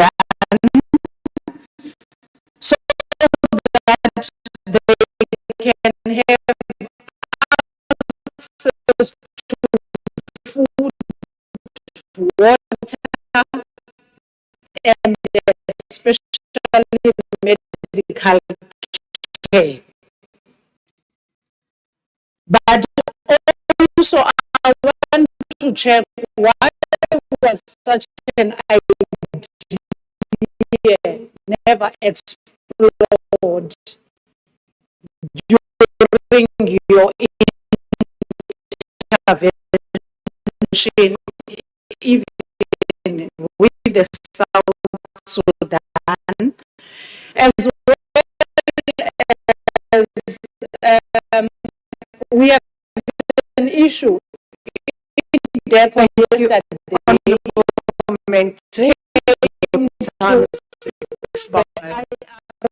committee and said there's peace in Sudan, they are ready for elections.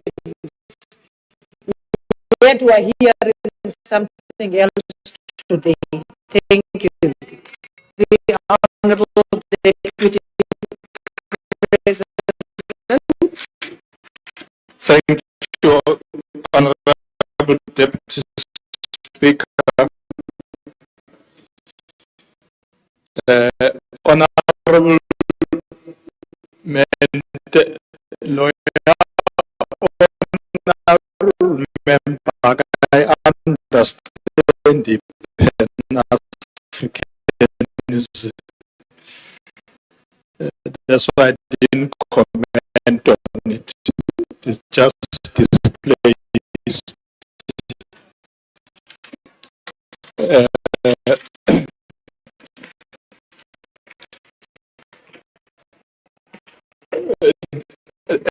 the issue you are raising is, of course, important about how do we deal with the humanitarian crisis. With respect to South Sudan, we are already tapping into the African Renaissance Fund.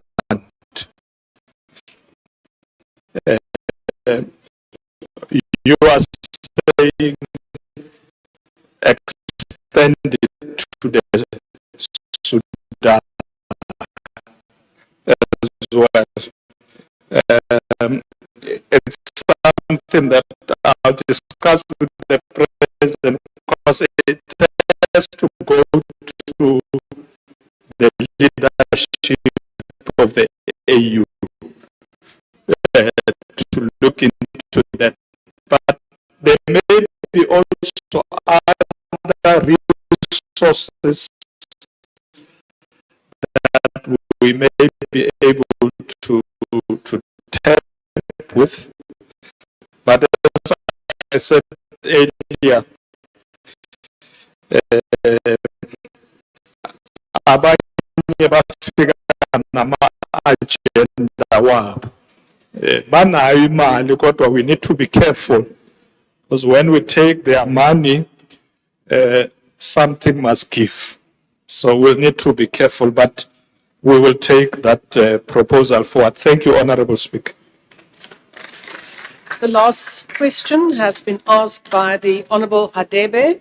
The question is with reference to his participation and his keynote address at the South African Youth Economic Council 4th Annual Mining Indaba Business Dialogue. What are the full details of the concrete resolutions or commitments that emerged regarding critical minerals beneficiation, inclusive ownership and youth participation in the mining value chain and implementation plans that are in place to ensure that the Republic moves decisively from exporting raw minerals to building competitive local industries that create sustainable jobs and broaden ownership? The Honourable Deputy President. Thank you very much, Honourable Deputy Speaker. Let me thank Honourable Hadebe for making sure that we remain focused on issues of the youth. On the 11th of February this year, Minister Stella Ndabeni delivered a keynote address on my behalf at the 4th Annual Mining Indaba Business Dialogue convened by the South African Youth Economic Council, SAEC, a youth-led non-profit organization that is advocating youth inclusion in South Africa's strategic economic sectors.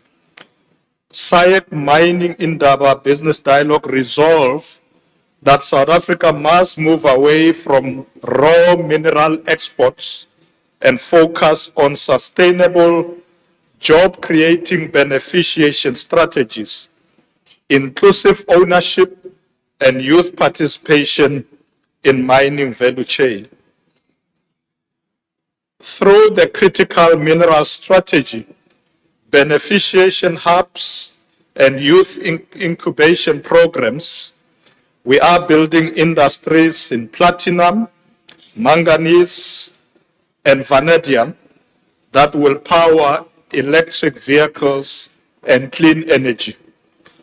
This is about jobs, ownership, and future where young South Africans will continue and lead in the mining value chain. Honorable Deputy Speaker, we agree with the outcomes of this youth mining endeavor. We will continue to work with them to ensure that these outcomes are realized. Together with SAEC, we agree that critical minerals or critical minerals beneficiation is a national priority. As such, this must be supported by a commitment to expanding local smelting, refining, and advanced manufacturing capacity so that youth-owned enterprises can benefit in this regard. Furthermore, participants recognize that unlocking the full value of South Africa's mineral endowment requires a coordinated public-private partnership, policy certainty, and improved regulatory efficiency. In respect of implementation plans, measures are in place to ensure decisive movement from exporting raw minerals to building competitive local industries.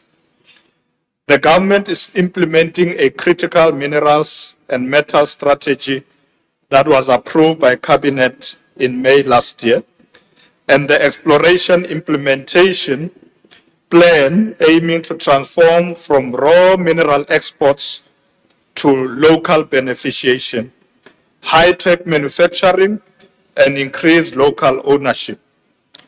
The critical minerals and metal strategy is aligned with national efforts to drive industrialization, promote inclusive growth, and enhance the country's contribution to global clean energy supply chains, including, as I said earlier, electric vehicles, hydrogen fuel cells, and also battery storage. Furthermore, the special economic zones dedicated to mineral beneficiations will be expanded, offering tax incentives and infrastructure support. Public-private partnership will co-invest in beneficiation plans. Government is also implementing procurement reforms and enterprise development programs that are aimed at expanding market access for youth-owned businesses in both the public and the private sectors. These measures are aligned with broader industrial policy efforts to promote local beneficiation, strengthen supply development, and broaden participation in the mining economy. Lastly, Honorable Deputy Speaker, as government, we are also rolling out technical training programs through TVET colleges and universities directly linked to beneficiation industries. These include mining engineering diplomas, beneficiation academies, and professional certificates in mineral beneficiation, all designed to link directly to the country's industrialization agenda. Though through this coordinated intervention, government remains committed to ensuring that South Africa builds diversified mineral value chains that create sustainable jobs, expand industrial capacity, and broaden economic ownership, particularly amongst the youth of our country. I thank you, Honorable Deputy Speaker. The first supplementary question will be asked by the Honourable Hadebe. Thank you, Madam Deputy Speaker. Honorable Deputy President, thank you for the response. My follow-up question is, given the persistent barriers faced by young people in accessing opportunities in the mining sector, what specific interventions will the Deputy President champion to improve access to funding? I'm happy the Deputy President mentioned rolling out technical skills, but my question is specific on historically marginalized and mining affected communities. I thank you. The Honourable Deputy President. Thank you very much, Honorable Deputy Speaker. Honorable Hadebe, one of the things I mentioned earlier was that the Minister of DTIC, Minister Pakstau, launched the Transformation Fund. Amongst others, we want these resources to be accessed by young people in our country. There are also programs in the presidency that are driven from there that ensures that young people have access to economic opportunities, to funding, and make sure that they can expand their businesses. So we will continue to work with SAEC to ensure that the decision they take and that they took at this youth mining in Daba are implemented, because it's one sector where we want young entrepreneurs to go into. Sectors like mining and finance have been inaccessible to young people, youth entrepreneurs, and therefore we will ensure that they have access to funding to be able to play a role in sectors like those. Thank you very much, Honorable Deputy Speaker. The second supplementary question will be asked by the Honourable Sapu. Thank you very much, Deputy Speaker. Honorable Deputy President, in reference to the resolutions and the implementation plan that you just articulated, which is clear and practical. Now, my question is, how does then the government plan to engage and collaborate with youth structures and key role players within the industry, and how does these plans that you just articulated are going to be monitored to ensure that they become impactful and effective to the young people that are struggling to access the sector that you spoke about? Thank you very much. The Honourable Deputy President. Yes, thank you very much, Honourable Deputy Speaker. Honorable Sapo, yes, as I said, we will continue to work with SAEC. We've also agreed on the expansion of what we call phase 2 of the Junior Mining Exploration Fund, that it should be made available in this regard for this purpose to support these young entrepreneurs. So we will expand funding opportunities, because one of the big challenges in mining is obviously exploration, which is very costly. That's why you don't find quick entry into the mining sector by black companies or even triple-B companies because of the costs involved. So we need to make sure that they get access to this fund as well, to be able to go into this.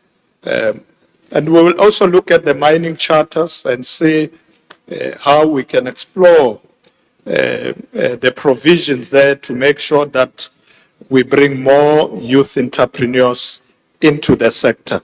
So we are exploring all that, and as I said, we're working very closely with them because they are tackling a very challenging industry, or a sector rather, and therefore they are going to need a lot of support from government to be able to be successful in that sector. Thank you very much, Honorable Deputy Speaker. The third supplementary question will be asked by the Honourable Michalakis. Thank you, Madam Deputy Speaker. Mr. Deputy President, we will only be able to build competitive industries through beneficiation if we meet two conditions.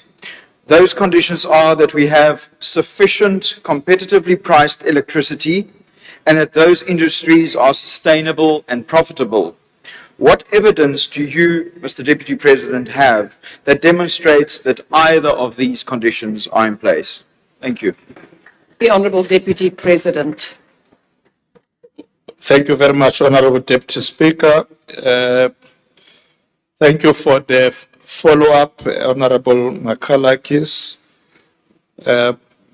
Yes, for industries to succeed, they do need reliable energy, reliable water, reliable infrastructure. I'm quite pleased that somehow we have been able to resolve the challenges of electricity. You know, we can't say for sure that we'll never have this problem again, but where we are now, we are about 70% or more of energy reliability factor. And therefore, we, quite comfortable that many of the industries that we want to see thriving will be able to do so. Of course, one of the issue, Honourable Member, that we are dealing with is that the price of electricity. As you know, particularly the refineries, those kind of businesses consume a lot of electricity, and they are the ones who have been really complaining about the high price of electricity. But we know that the minister, through ESCOM, made some concessions for those industries so that they must continue to invest in South Africa and create jobs. So the foundation is there to ensure sustainable growth by ensuring that there's reliable energy supply. We must just sort out the water challenge. There's a lot of investments now in our infrastructure. We are sorting out the ports, the rail, the roads, and so on. So I'm quite convinced that where we are in terms of pushing for growth, a lot of those elements are in place. And not 100%, but I think we're on the road to real recovery in the economy because amongst others, we have sorted out the energy problem. And we are now going to move with speed to ensure that we deal with the water crisis as well. We are moving on the other sectors as well. Once those things are in place, surely the investors should come in and invest in these sectors. I know that some of the refining companies were saying, oh, we're going to leave because electricity is expensive. We have given them concession. Now they should stay and invest, and we will attend to the other challenges. Thank you very much, Honourable Deputy Speaker. The fourth supplementary question will be asked by the Honourable Lonzi. Good afternoon, Deputy President. Good afternoon. I prepared a supplementary, but I think when you mentioned the issue of TVET colleges and mining colleges, yes, it triggered me because a few weeks back, the EFF had presented a motion before this Parliament to deal with the issue of the lack of space in post-secondary education. We've got many young people who are passing matric, but they are not finding themselves in universities, in TVET colleges, and even in these mining colleges that you're talking about, and agricultural colleges. And we said to this House, why don't we mandate Parliament to investigate the lack of space in post-secondary education? Give it timelines, give it terms of reference, so that it can come back to this House and say, how can we find a long-lasting solution to this problem of people that pass matric but don't get into post-secondary education? Is that something that the Deputy President can be able to join us on that call, so that collectively we can rally behind ensuring that once people pass matric, they must find themselves in post-secondary education, whether it's university, whether it's a college, whether it's a TVET college, whether it's a mining college, or any other skills center. Thank you, Deputy President. The Honourable Deputy President. Thank you, Honourable Deputy Speaker. Thank you, Honourable Member. I don't know if Honourable Manamela is here. I don't see him. In January this year, myself and the President met with Honourable Manamela and the Deputy Minister of Higher Education. And one of the things we discussed was exactly that. And Honourable Manamela, I'm sure, will confirm to you that the President said before he left there, go and build more universities and colleges. So that directive is out. So please engage him and check him how far he is. But the directive is out because we were concerned, as you are, that we now have a different problem. In the past, we were worried that, we don't have our children in colleges and universities. Now they've come up. And we can't have a situation where we can't provide that space. So it has been done. The directive has been out from the President. Obviously, to build a college and university, obviously, might take 2 years. So in the meantime, might be to create space through other means that can be done. I know in other universities, they would create, those things that you can build quicker, temporarily whilst you are building. But definitely, South Africa needs more universities and colleges. Our children are out there in big numbers. They want to learn. We shall not disappoint them. Thank you very much, Honourable Deputy Speaker. The last supplementary question will be asked by the Honourable Hadebe. Thank you, Madam Deputy Speaker. Honourable Deputy President, how will the government ensure that South Africa leverages its critical minerals, not just for exports, but to establish domestic industries, such as battery manufacturing, that provide long-term, high-quality jobs for youth, particularly in mining-impacted regions? Thank you. The Honourable Deputy President. Thank you very much, Honourable Deputy Speaker. Obviously, one of the things we need to do, Honourable Hadebe, is that we need to ensure we have requisite skills because we have been an extracting economy, taking out critical minerals to other countries. We didn't put more efforts in building skills. So we are now doing that, because when you ask people, why are you not beneficiating? They will say, well, we don't have the skills. So we take out the minerals, we send them to other countries, and we buy finished goods.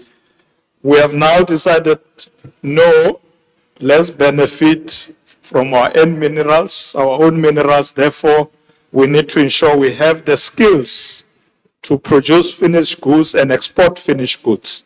Obviously, in the short term, you may not have all the skills that you need, but those companies that can produce those goods, they have those technologies, should come and invest here in South Africa, create jobs here, so that we can export finished goods. So this is our approach now, that move away from extracting and exporting and make sure that we beneficiate, we strengthen localization, and whilst we bring other companies that have expertise, we also build local expertise. We train, we make sure that particularly the youth have the skills that are required by the modern economy.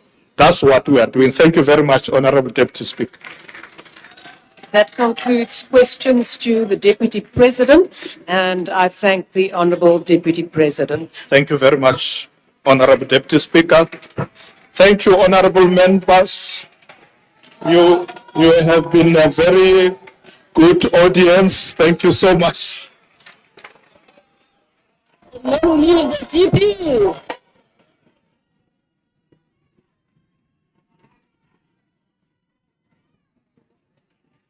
Order, honourable members.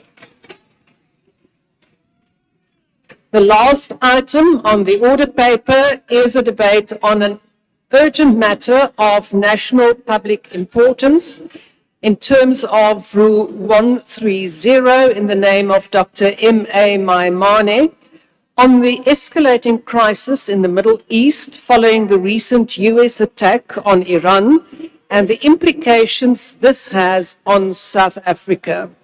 I now recognize the Honourable Maimane.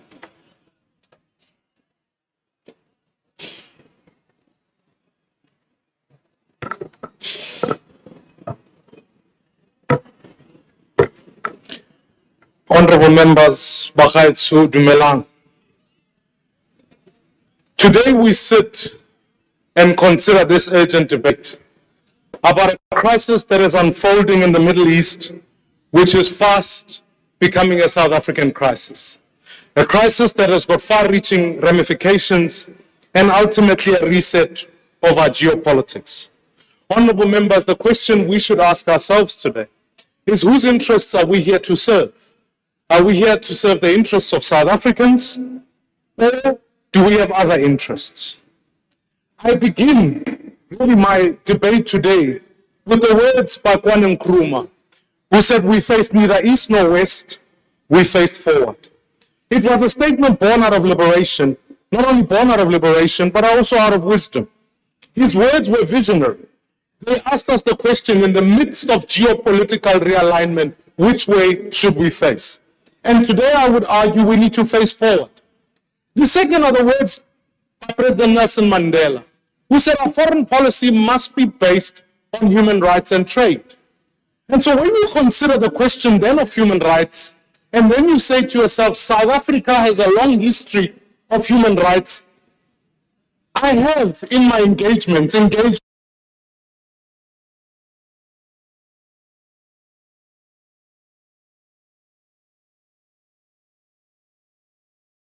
women in Iran and many parts.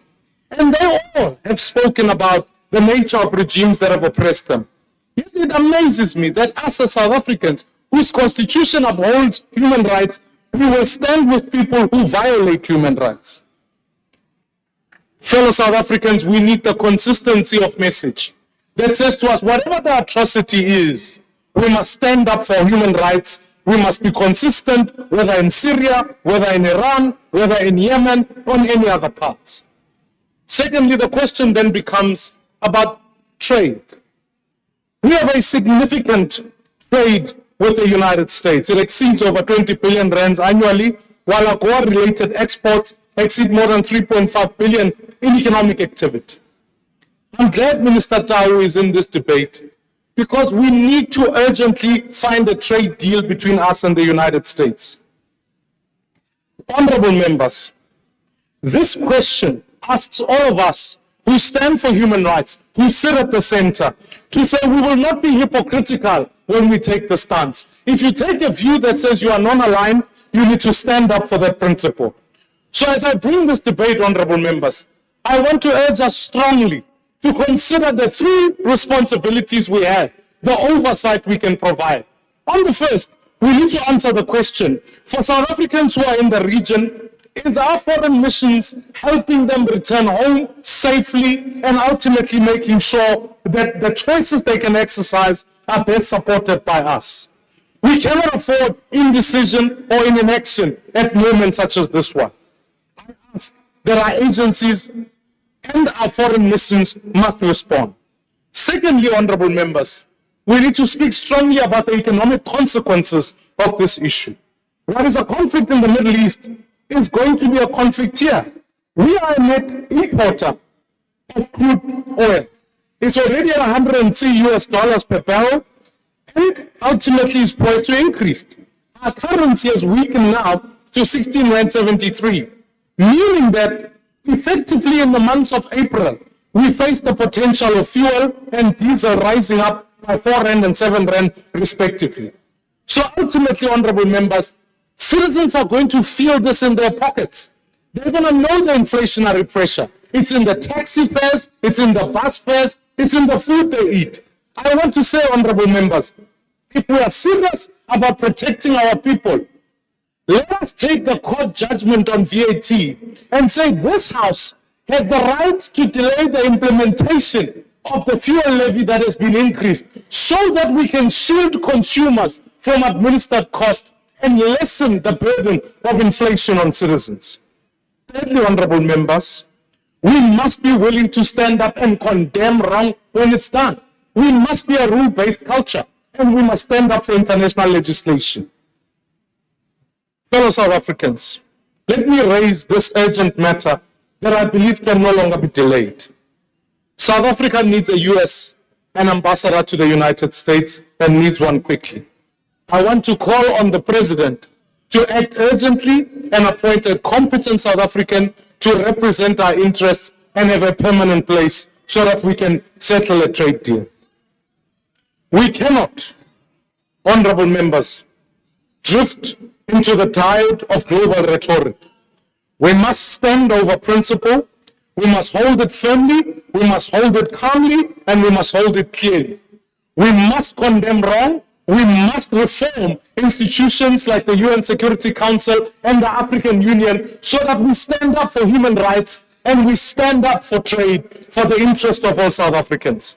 I close. There is Nkwana Nkrumah reminded us. We are not East, we are not West, we are forward-looking. Africa is our home. Let us stand together to build an Africa that is prosperous, making sure our citizens can find work, protect their interests, work for South Africans, and uphold the rule of law.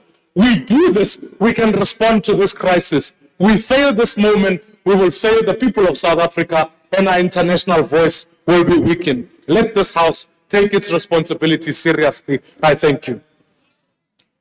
And I invite the Honourable Minister of Trade, Industry and Competition.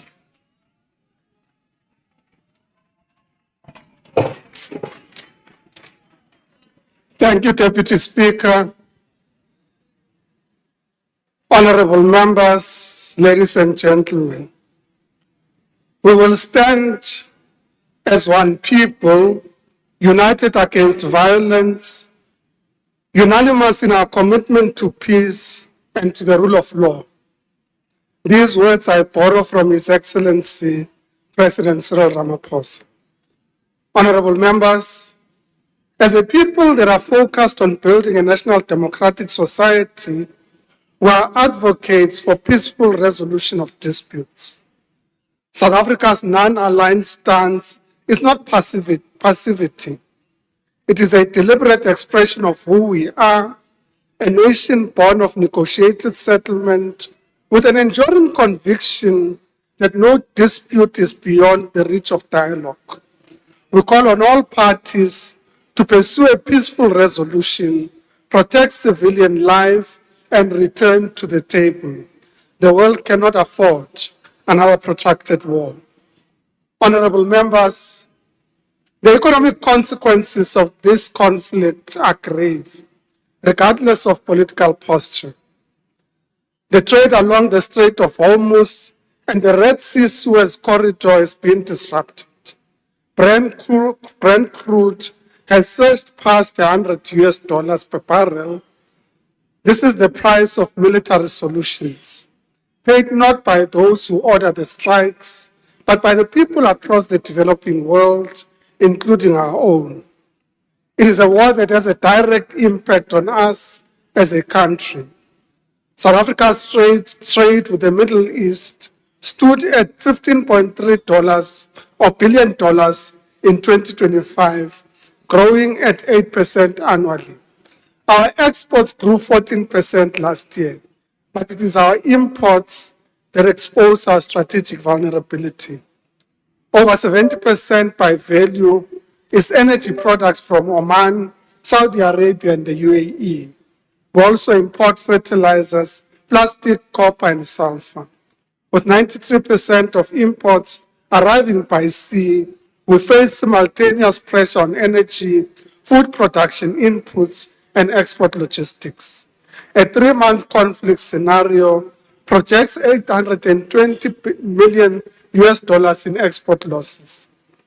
Yet in the midst of this crisis, chartered flights from South Africa are being used to export meat and fruit to the Middle East.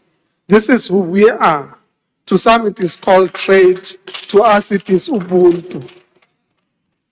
Honorable members, government has put in place systems to prevent a fuel shortage. Minister Mantashe and his department have acted decisively to secure alternative sources of fuel and provide security of supply.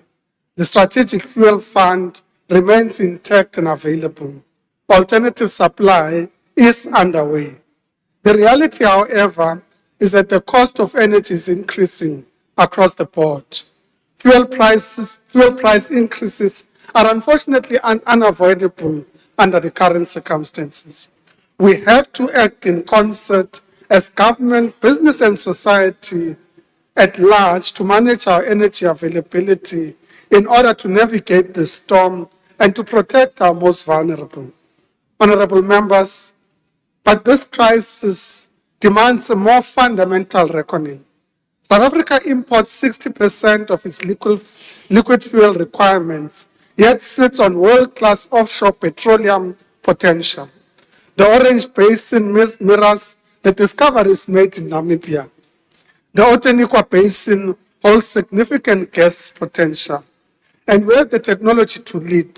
Sasol Fischer-Tropsch process, 70 years of proprietary coal-to-liquid expertise is a platform for energy economy of the now and not a liability to abandon.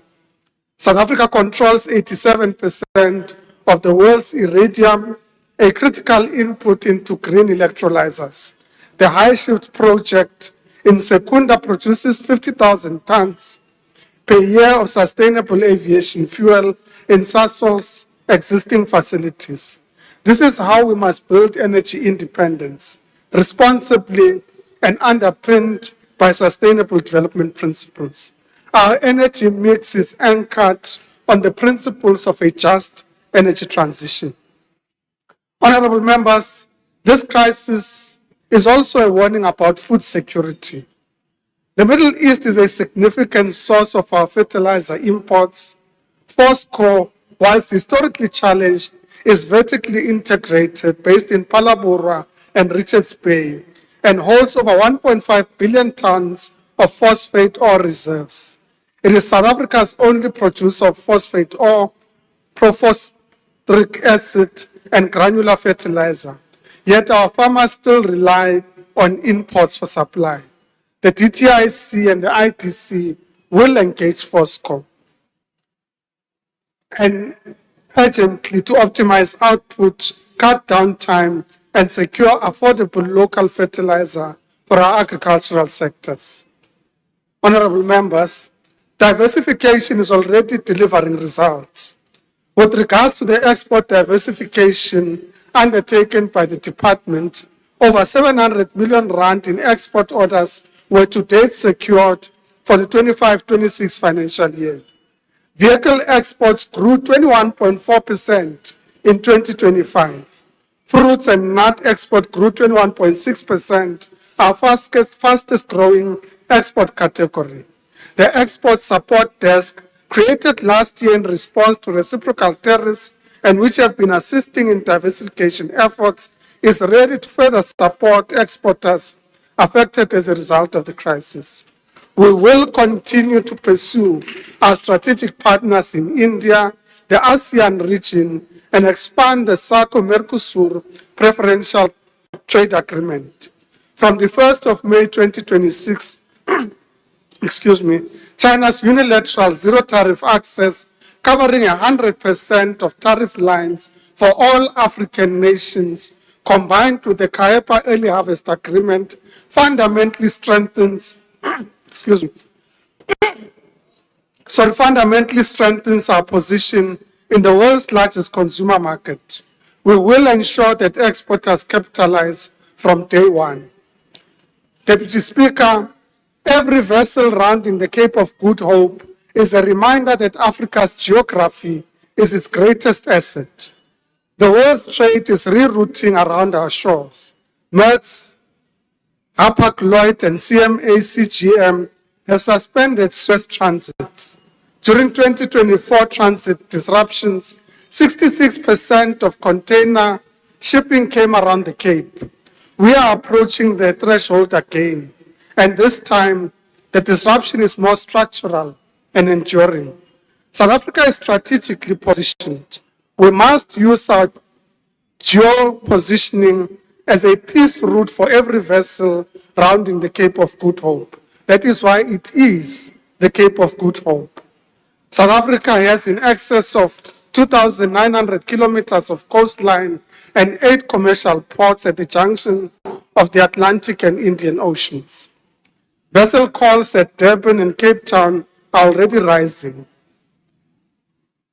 Ngqura is emerging as the continent's deep water transshipment point, and Richards Bay is expanding container capacity fourfold by 2028. South Africa has an established ship repair industry. We have the skills, the facilities, and now the traffic. More vessels on the Cape route means more demand for dry docking, bunkering, chandlery, and marine engineering. Smaller ports like East London, adjacent to its SEZ, anchored by automotive engineering capability, have real potential as niche boat building and marine manufacturing centers. This Parliament must welcome government's efforts to accelerate implementation through the Guided Trade Initiative, the Rules of Origin Framework, and investment in logistics corridors that connect our continent. Madam Speaker, Deputy Speaker, one final point. In times of crisis, we must ready all South Africans to survive. We must ready our infrastructure to manage the load. We must ready our trade to diversify. We must protect the most vulnerable. And in the words of our President, our own history has taught us that dialogue is the most powerful weapon. Thank you very much. The next speaker is the Honourable Kukukedi, and I'm informed that it is the Honourable Member's maiden speech.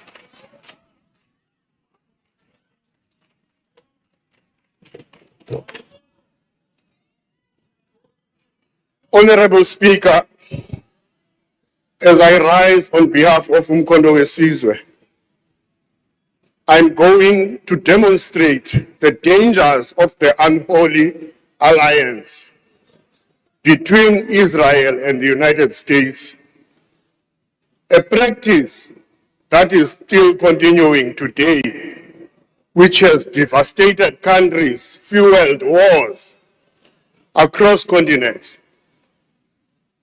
Past conflicts, such as the US-led invasion of Iraq in 2003, founded on unsubstantiated claims of weapons of mass destruction, continue to shape international relations and contribute to global instability. Regime changes like the 1953 coup against Iran's Prime Minister Mossadegh and events such as the Iran-Iraq War highlight the dangers of foreign aggression and its long-lasting effects on regional security and humanitarian conditions. A wake-up call to those who are turning a blind eye to the work of these aggressors should be Tuesday's resignation of Joe Kent, the director of the U.S. National Counterterrorism Center and a far-right political figure and supporter of Donald Trump. He said, and I quote, "I cannot in good conscience support the ongoing war in Iran. Iran posed no imminent threat to our nation, and it is clear that we started this war due to pressure from Israel and its powerful American lobby." Close quote. Madam Speaker, these two countries have been on an invasion rampage. Over the years, they invaded Syria, Lebanon, Palestine, Grenada, Panama, Afghanistan, Mexico, Yemen, Iran, Iraq, Libya, Egypt, Jordan, Tunisia. The list is endless. Underlying these conflicts is a neoliberal economic agenda that prioritizes military expansion and profits over social investment. Resources that could build communities are instead diverted to the military-industrial complex, perpetuating a cycle of violence and inequality. Southern Africa has also been victims of this foreign interference. IMelika ne-Israel, apha Angola, zazisapota i-FNLA ka-Holden Roberto, belwisana norhulumente ka-Agostino Neto. Zikwasapota i-UNITA ka-Jonas Savimbi, ukulwa kwala rhulumente. EMozambique, iRenamo iRenamo yalomfo u-Alfonso Dhlakama nayo ngapha ibidestabilize urhulumente kaSamora Machel, ikwancediswa yi-Israel. Apha ekhaya eSouth Africa, inkatha Freedom Party ibitreyinwa yi-Israel. Uyabona ke yonke lento bebeyenza ikhona umthetho we-United Nations, i-embargo ethi makungasapotwa iSouth Africa i-apartheid kunye nezinye izizwe ezisemfazweni. Kodwa bebewuphula lo mthetho. Now masigqithe apho. Apha kukho i-selective approach ye-International Criminal Court. International Criminal Court ithi umsholozi ephethe apha uPresident Zuma ithi makabambe inkokheli yaseSudan uOmar al-Bashir enze apha kwi-AU summit wala umsholozi wabuya umsholozi wathi masiphumeni kula International Criminal Court. South Africa zange inqwale le parliament.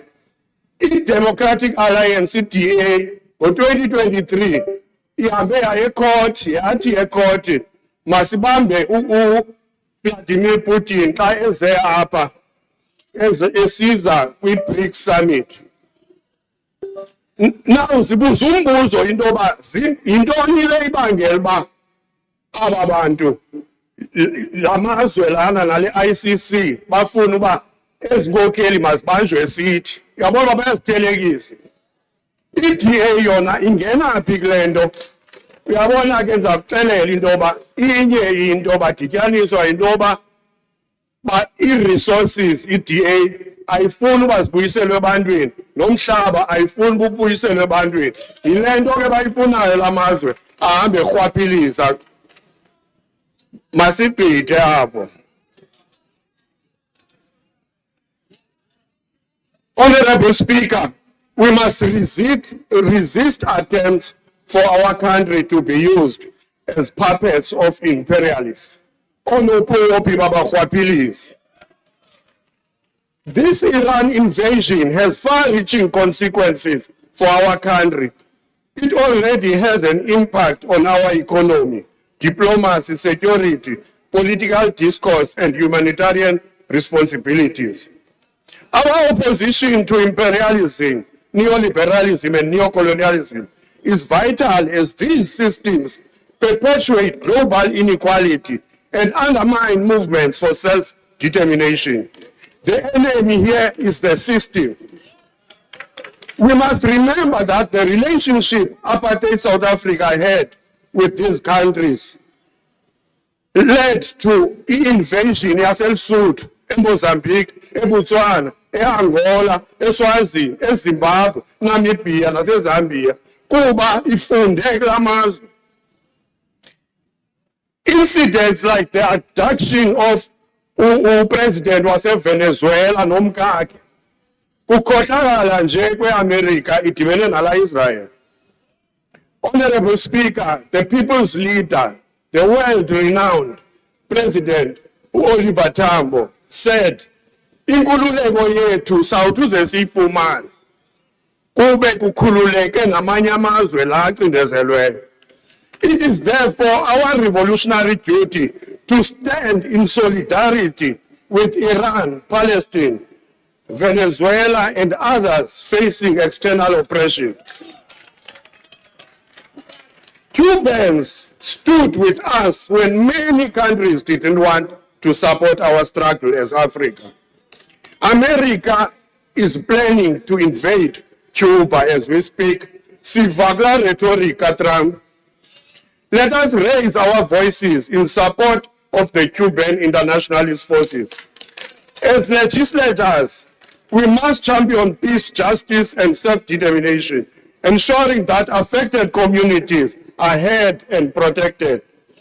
As MK, we will continue to advocate for South Africa's withdrawal from the selective International Criminal Court system and for radical socio-economic transformation to achieve genuine equality, liberation, and self-determination.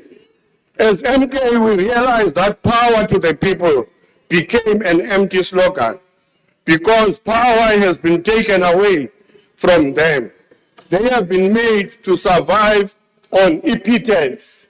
So now what we need to do is to take power and give it back to the people. Thank you. Kwanza mkondo kwanza. We thank Oliver Tambo. The next speaker is the Honorable Smith. Here we inspiration from Oliver Tambo.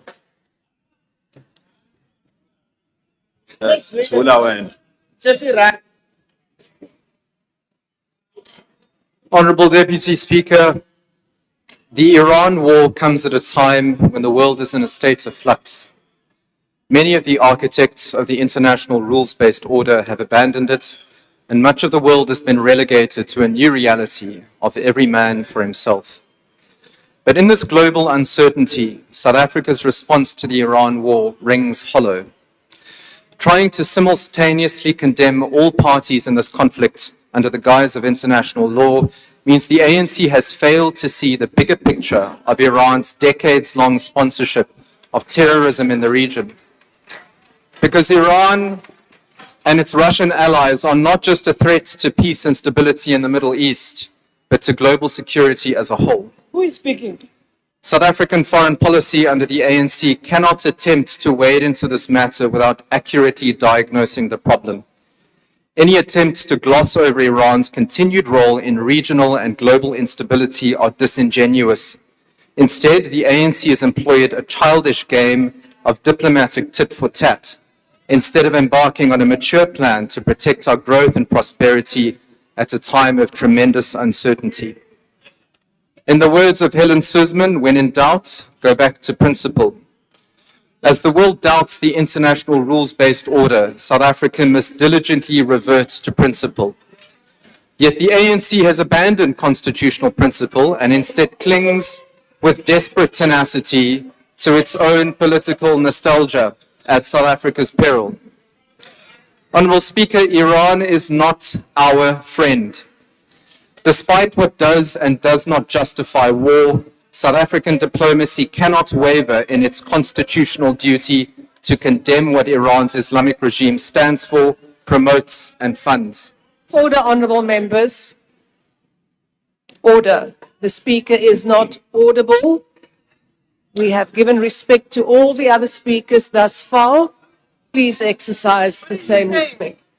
Honourable Smith, please proceed. Thank you, Speaker. Because the CODESA negotiations did not commit our country to serve the ANC's whims, CODESA was a pledge by South Africans from all walks of life to uphold the universal values of freedom, democracy, and human rights.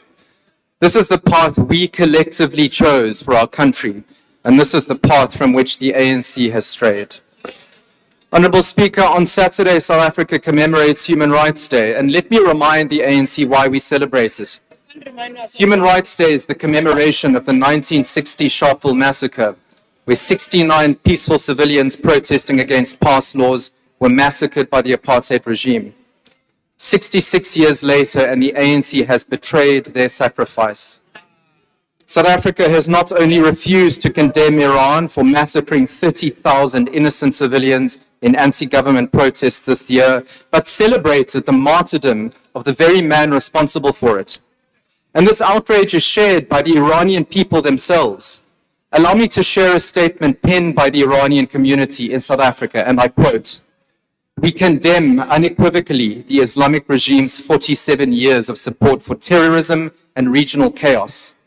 We call on the government of South Africa to immediately cease its political alignment with and support for this regime. Standing with the oppressor of the Iranian people is not a position of moral leadership. It is a betrayal of the very principles of freedom and human dignity." I don't think the ANC got the memo. Honourable Speaker, I wonder what the 20,000 women who marched to the union buildings in 1956 demanding equal rights would say when they see today South Africa standing with a country that imposes the death penalty, public flogging, and prison terms upon women for failing to wear a veil in public. What would Hector Honourable Peterson Smith, say? please take your seat right at the back, honourable member. What is your point of order? Thanks, Deputy Speaker. Can that honourable take a question? Honourable Smith, are you prepared to take a question? No, he is not. Please proceed, Honourable Smith. Yes, Honourable Michalakis. Thank you, Deputy Speaker. My apologies for interrupting our member, but Madam Speaker, you have already indicated to the members that the member at the podium is not audible. They have consistently defied that ruling of yours, and I would like you to please take a look at Rule 69. Honourable members, honourable members. Madam Deputy Speaker, the truth is often uncomfortable, and it shows in the reaction of some of the members. The member at the podium is not afforded the same respect as other members in this debate, and I would like your ruling on this. Thank you, honourable member. Before I take your point, I will first rule on that point. Honourable members, I have seen you, honourable member. I am first ruling on this point. Honourable members, I have requested that we respect all speakers, even if you don't agree. We follow the principle, the constitutional principle of freedom of speech. So please afford everyone, even if you don't agree, the same kind of respect that you expect. Honourable member, yes, please, your hand was up first. What is your point of order? Is the member prepared to say something about genocide in Gaza before he concludes his speech? Honourable member, that is not a point of order. Honourable member at the back, what is your point of order?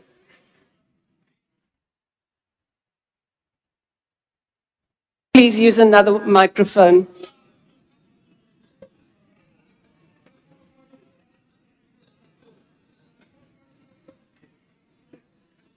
Thanks, House Chair. I think consistently you are allowing that people, when you have presided, they preside again over to you, more so when it's yourself and it's your party DA. Can you be consistent? When you have ruled, you must never allow anyone to raise a hand again. It's wrong. Thank you.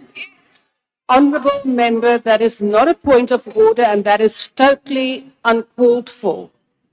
The principle of freedom of speech relates to everyone, all parties. Honourable Mkalipi. But Deputy Speaker, we can't be abused by the GNU partners here. Please, we don't enter to their own things. Please, they must not abuse us here. Honourable, they are fighting now, they are bringing their fight here. No, please don't abuse us. You are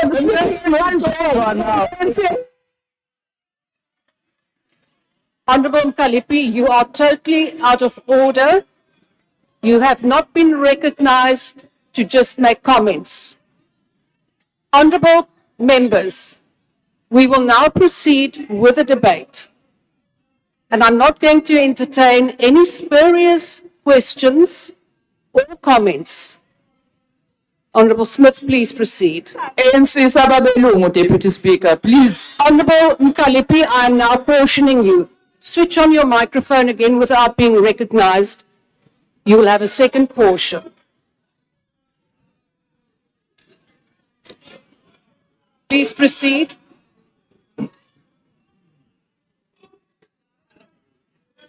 What would Hector Peterson say to South Africa calling for Iran's restraint when it killed thousands of university students protesting? Honourable members, order.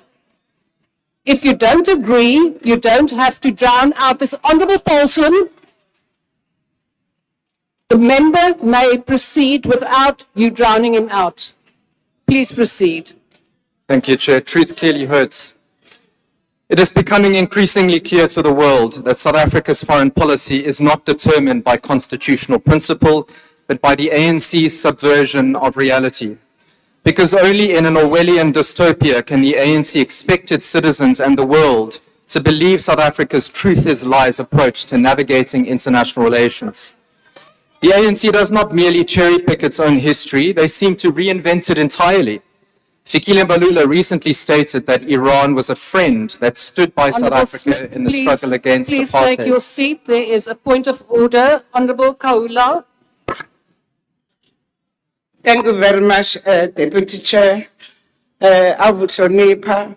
Ngisola ukuthi i-ANC ifanele siyakuyiphasika manje. Okungenzeka bamhlonipha kangaka nje kwenzeka le nto ingoba bacanga uJesu wabo phela siyakuyiphasika ngiyabonga. Honourable Kaula, that is not a point of order. I have requested that you do not raise spurious points.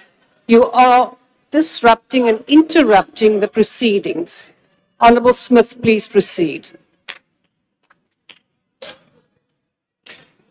Well, the history books have some bad news to share with the ANC. Under the weight of sanctions in the 1980s against apartheid South Africa and Iran, both nations turned to each other for support. So, Mr. Mbalula, while you imagine that Iran fought against apartheid, the Islamic Republic traded Iranian oil for apartheid weapons for over a decade.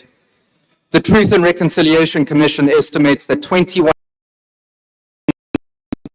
South African citizens were killed in political violence between 1985 and 1989 alone. Do you know that? We now know that it was Iranian oil under the Islamic Republic that fueled this final bloody decade of terror in South Africa's history.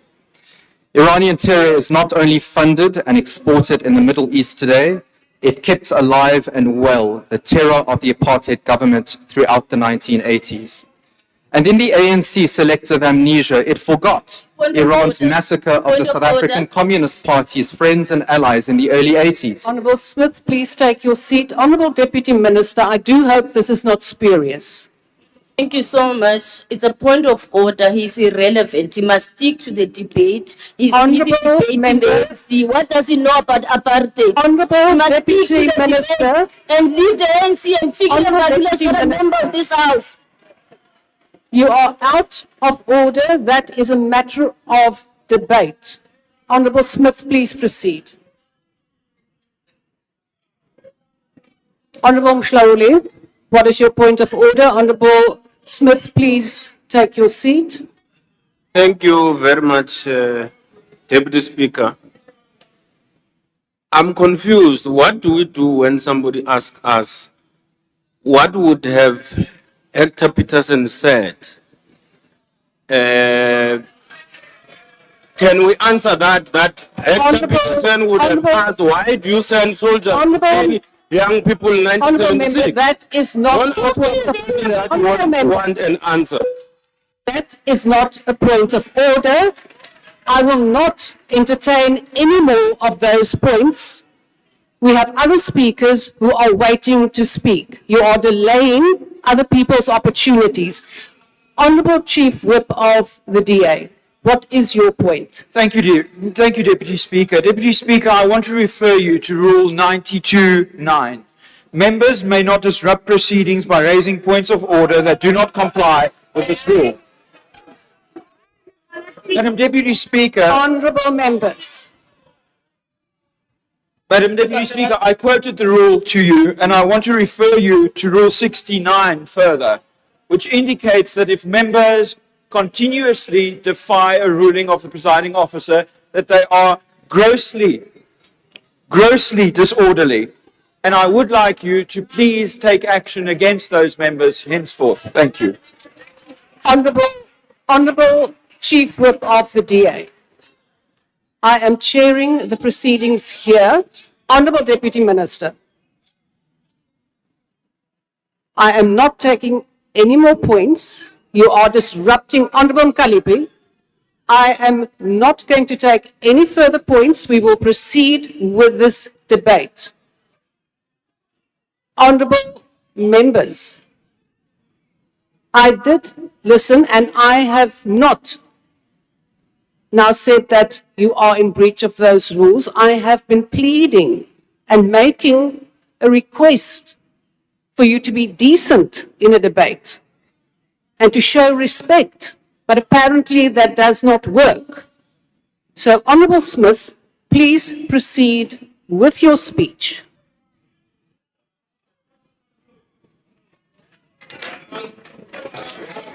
Thank you, Chair. I wonder what the Tripartite Alliance thinks about Iran's long-standing friendship with South Africa when they remember how the Islamic Republic turned on their socialist allies in a brutal crackdown of political freedom. Iran is not and never has been democratic South Africa's friend. It is a global source of terror that exports hatred, violence, and religious extremism in the world. And the ANC has all but made South Africa Iran's useful idiot. Honourable Speaker, as the world burns, South African diplomacy is now forced to tap dance around the ANC's diplomatic double standards. South Africa demarches the US ambassador for undiplomatic comments, but refuses to demarche the Russian ambassador for meddling in our democracy. We report the USA to the UN Security Council for invading Venezuela, but act as pious mediators when Russia invades Ukraine. We go to court against Israel in Gaza, but fail to report Iran to the Human Rights Commission for funding Hamas, Hezbollah, and the Houthis. Honourable Speaker, we know that diplomacy today can be fickle, but we cannot respond with political immaturity. Every single foreign policy decision undertaken by the ANC in this government is dragging us away from our natural allies and kicking and screaming into the arms of terrorists and despots. Honourable Speaker, the only conclusion one can come to when observing South Africa's schizophrenic foreign policy is that the ANC has sold its principles to the highest bidder. Our foreign policy under the ANC is neither principled nor non-aligned. Smith, please It is take a your textbook seat. case of Honourable diplomatic... Mhloli, what is your point of order? Can you sit down, Chairperson? Please have a seat. Honourable Smith. Honourable Smith, please take your seat. Yes, Honourable Member, what is your point of order? Thank you very much, Honourable Speaker. I just wanted to ask if the Speaker can take a question. Honourable Mhloli, you are now honestly interrupting the Speaker. No, it's the rules. I want to ask a question and I'm asking him. Honourable Member, would you like to answer a question? No, Thank you you. won't. So please proceed. You have 45 seconds left.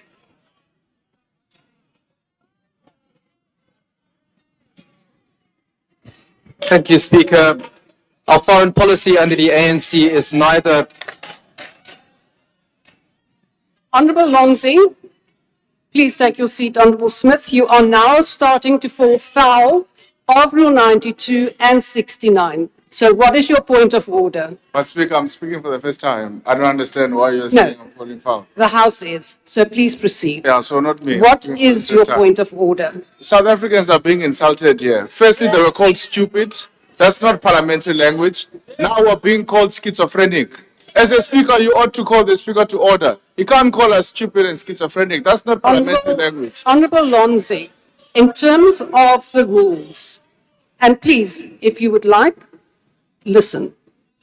In terms of the rules, it is unparliamentary if you say that to an individual. But the courts have ruled that making comments in general is not unparliamentary. Honourable Michalakis, I'm not going to take your point now. I want the DA Speaker to now proceed and continue, because we can sit here for the rest of the evening. Honourable Michalakis, you are up first. Thank you, Deputy Speaker. It's a new point. Deputy Speaker, the DA Speaker at the podium has been prejudiced to a great extent due to frivolous points of order and lost a great deal of his time. I would request you to please use your discretion to allow him more time to speak. Thank you. Honourable Speaker. Honourable members. Yeah. Honourable members, I am not going to have this to and fro between the members. If you now want to raise a point of order, please quote the number of that rule. Honourable Mhlawuli. Honourable Speaker. I rise on Rule 92, a point of order on you. When Honourable Lonzi raises a question that we are being insulted, you are saying not an individual incited. Yesterday, a chairperson was seated there and the minister was saying those people, and then was ruled out of order and he had to withdraw. Now, this honorable member is speaking about us in the House. Why are you not consistent with that ruling that when you speak about people inside the House, they are out of order? Please be consistent. Honourable Mhlawuli, I will look at Hansard and come back to the House with a ruling on that.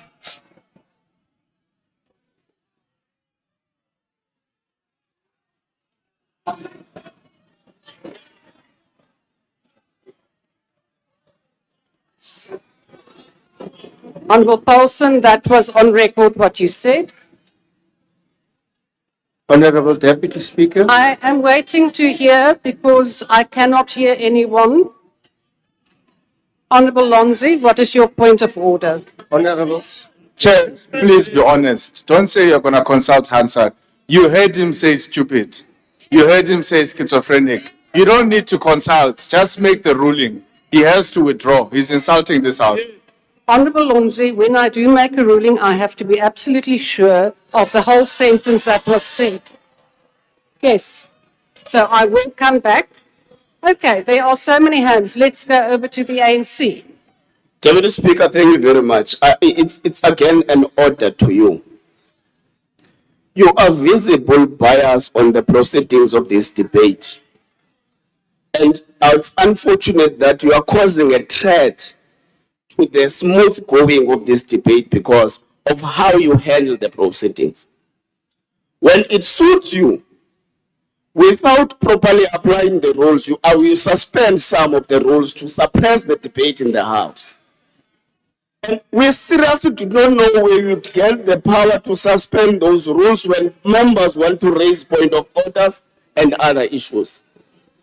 So in our view, Deputy Speaker, you are contributing negatively to the smooth running of the House because you selectively suspend rules to suppress the debate on the House. We have allowed and agreed with you that we subscribe unto the freedom of speech espoused by the Constitution. But it does not mean that we must keep quiet when the Speaker on the podium is misleading the country and trying to misrepresent us that Iran is not our friends and this and that, Peter Peterson. deliberately misleading the House and the people of South Africa. So we are appealing with you, Deputy Speaker, to be fair and consistent in the application of the rules of the House. You are grossly out of order. Thank you. Honourable Member, I will remind you, if you had listened, we had a previous speaker who had actually referred to a party buying weapons which was not out of order, and no one reacted. So that was my consistency. There was a previous matter that I could have ruled out of order for another party, but I did not. You can check the Hansard. So we will now proceed, Honourable Mente. That will now be the last one. Deputy Speaker, you don't have power to make such a determination. Secondly, you do have a remedy. Ask your member, what did he say? Don't consult Hansard. Ask him, what did he say about stupids and schizophrenic? Ask him to read those sentences again, and then you can make your ruling. According to what was recorded, South Africa's foreign policy is schizophrenic. That is what was said. Please consult the Hansard if you do not agree with that. We have checked that. Honourable Smith, please proceed.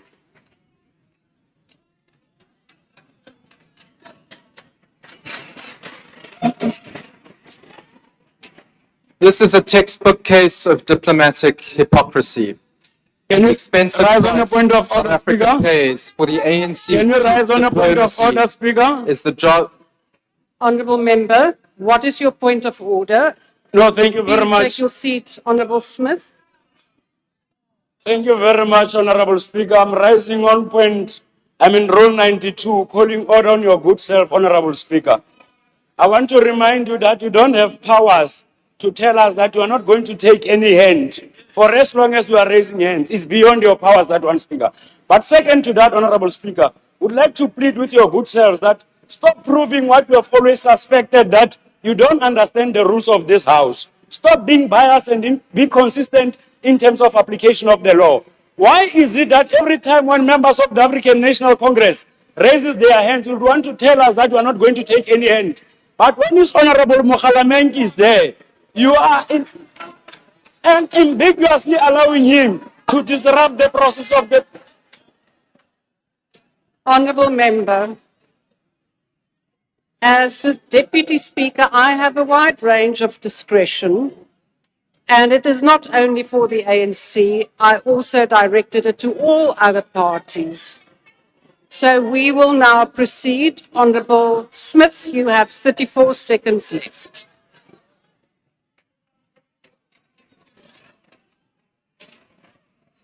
This is a textbook case of diplomatic hypocrisy and the expensive price South Africa pays for the ANC's cheap diplomacy is the jobs we shed, the growth we sacrifice, and the reputation we tarnish.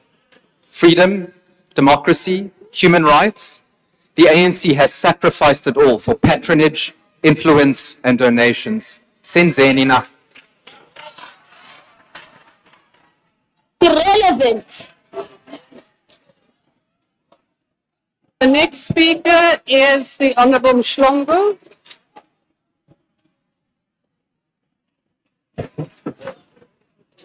Deputy Speaker, on behalf of the economic freedom fighters, I would like to once again extend our deepest condolences to the brave people of Iran, to the Islamic world in general, and to the family of the martyred Ayatollah Ali Khamenei, the supreme leader of Iran, who was killed by the unjustified attack on a sovereign nation by the Zionist state of Israel and the bloodthirsty United States of America.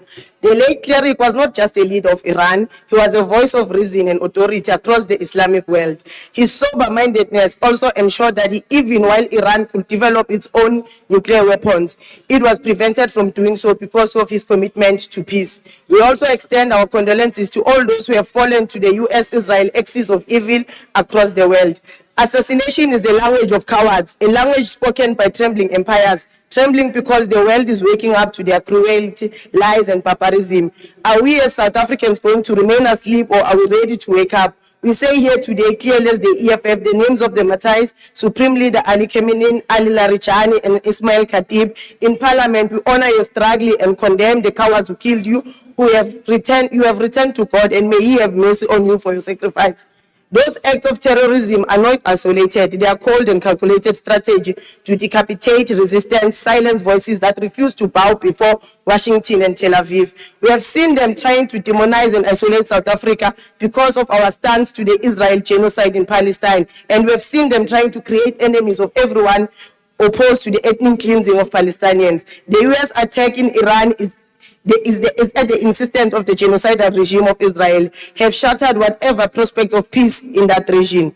The attacks have also placed the world at a greater risk of economic collapse as a result of the strain to energy trade this has caused. Deputy Speaker, the greatest tragedy in all of this is the sterilization of whatever power global multilateral institutions might have had. The UN Security Council is powerless in the face of this unprovoked US attack. The Palestinian genocide and now this war against Iran has exposed them and left them naked to the truth that they no longer matter and only serve the interests of power, greed, and money. The world sees them for what they are, and much like the League of Nations collapsed and became ineffective due to the Nazi Germany, the UN too will face the same fate because of Israel and the US. Donald Trump kidnapped and imprisoned Nicolas Maduro, a president of a sovereign nation, and there is no condemnation from anyone in the world. Donald Trump has enabled and financed the ethnic cleansing of Palestinian people by the international criminal Benjamin Netanyahu and the genocidal regime of Israel, and yet again the world is quiet. The impunity with which the US and genocidal Israel perpetrate atrocities around the world has destabilized effect across the world. After Venezuela and Iran, who will it be? For how long must the world stand still in the face of imperialism? The world is burning right under the weight of American and Israeli imperialism, apartheid, and naked genocide. As South Africa, we have a historical moral duty to speak out. Silence is complicit, and complicit is betrayal. Betrayal of our own history and our own struggle for freedom. Iran is under attack to pave way for the ultimate destruction of the Palestinian people and for the full control of oil resources of the Gulf region by the United States. What are we to say about the Gulf states who betray their own neighbors? What of those regimes that align themselves with the USA and genocidal state of Israel, opening their air spaces, their bases, their coffers to imperialist wars while Iranians and Palestinians are dying? Shame on them. Shame on those who sell their humanity, dignity, and honor like Judas for a handful of silver. Shame on those who have abandoned Palestine, who have betrayed Iran, betrayed humanity and their own faith. They have chosen the side of oppression, and history will remember them as collaborators in genocide. We also know that we have here in our midst genocidal sympathizers in the form of the Democratic Alliance, PAACTP, and the very same Musimai Mane who sponsored this motion, a man who calls himself a Christian, yet has no iota of love for Christ in his heart. They visit the genocidal entity of Israel, shake hands with a man who legitimized apartheid. My man chose to stand with Netherlands and the mother. Honorable Mshongo, can you please take your seat? What's the point of order, Honorable Member? I'd like to rise on a point of order on Rule 85. The Honourable Member has just cast aspersions against the Honourable Maimani, and I'd ask that you rule that it be withdrawn. It is not for her to say he is not a Christian. How dare she say that? Honourable members, honourable members, honourable members, honourable members, please. I want to listen to the point of order so that we are able to rule. So if you hold this much, we can't hear. You were saying, Honorable Swart? House Chair, the Speaker at the podium said that the Honourable Maimani is not even a Christian, and she cast aspersions on him. And I'd like you to rule that out of order. He is a respected Christian, and that is an aspersion on his character. There's not a point of debate, and she said other things. If you don't have the Hansard, the point of disorder. Thank you. Thank you, Honorable Swart. Honorable Mshongo, did you say what Honorable Swart is raising a point of order on? Honorable House Chairperson, can you please repeat what he said? He was waffling. I could not make out what he was saying. But what I know is that I've called Honorable Maimane a Christian, and that's what I've done, unless it's not parliamentary to do so. Thank you very Thank much. you. Honorable Swart, we will consult Hansard and check what was said and then revert back with a ruling. Continue, Honorable Member. My man chose to stand with murderers rather than the murdered. The unacceptable visit to the genocidal Israel by the above-mentioned parties is not a gesture of peace. It is betrayal of South Africa's moral legacy. The EFF calls for a complete termination of all diplomatic ties and genocidal state of Israel, as it was a decision of the Sixth Parliament emanating from the EFF-sponsored motion for South Africa to cut all diplomatic and economic ties with the Zionist regime of Israel. Honorable To Mhlongo. this day, President Ramaphosa Honorable fails to Mhlongo. implement this motion and has no Honorable political Mhlongo. appetite to do so. Yes, Can you please I'll take your seat? Chief Whip of the DA. Thank you, House Chairperson. House Chairperson, I had my hand up at the same time as the Honourable Swart. So, Honourable House Chair, I want to refer to the same rule as him, and I want to plead to you, when you do go and consult the Hansard, the Honourable Member at the podium, when she accused Honourable Maimane of committing genocide, she also said, in our midst, and then referred to two political parties, the ACDP and the Democratic Alliance. I want to submit to you, House Chair, I want to submit to you that that goes further than just criticism against a political party, but it refers to the actual members in this House representing those political parties. And I would Okay. like you to please consider this when consulting that. Honorable Deputy We will Speaker. consult, as I had said, my ruling is Honorable that we Deputy will Speaker. consult Hansard and see. Okay, what is your point of order? Thank you so much, Honorable Deputy Speaker. I have a serious problem in the House. Honorable Mikalekis of DA continuously brings points of order that compromises the standing of the speakers. And it is the speaker's right to determine what the answer outcome would be. Previously as well, he stood up 3 times on points of order. And I think he needs to be brought up on point of order. Honorable Member, Yes. Honorable Member, I gave Honorable Mihalakis an opportunity to speak because on top of what Honorable Swart was saying, he was adding that there was other words as well that were used. So I am saying, can we not continue on this issue up until we consult Hansard, please?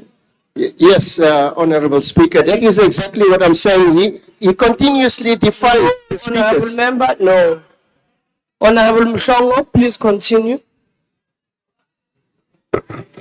We are also of the view that there should be a review of our relations with the US in light of its enabling of genocides across the world. We'll rather stand alone on the side of the truth and be with multitudes enabling genocide. The EFF noted the explosive resignation of Joseph Kent, the director of the US National Counterterrorism Center. The damning resignation was a confirmation of what progressive forces across the world, including the EFF, have consistently asserted, that the current war against Iran is illegal, unjustified, and built on deliberate misinformation. We want to tell the Minister of International Relations and Cooperation that the demand that he enforced on the US ambassador to South Africa is a useless diplomatic act. What is required is for Posdel to be declared a persona non grata and be expelled with immediate effect if we are to protect our sovereignty and assert our stance against imperialism bullying. Now, House Chairperson, we are not surprised by the acts that we are seeing here. People are canvassing for Rebecca Oppenheim to fund their campaign. That's why they are here standing up defending America at the expense of our sovereignty, and that should be never allowed in this House. Long live the Islamic Republic of Iran. Long live! Long live the Islamic Republic of Iran! Long live Palestine! Honorable Member, please mute the mic. From the river to the sea! Please mute the mic. Away with Israel! Away! Away with the spirit of Israel! Away! Away with the blood of Israel! Away!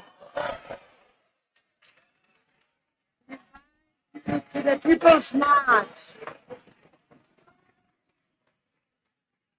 You are invited to the People's March on the 21st. Honorable Mshongo. Honorable Mshongo. That was uncalled for. I have continuously told you that your time has expired.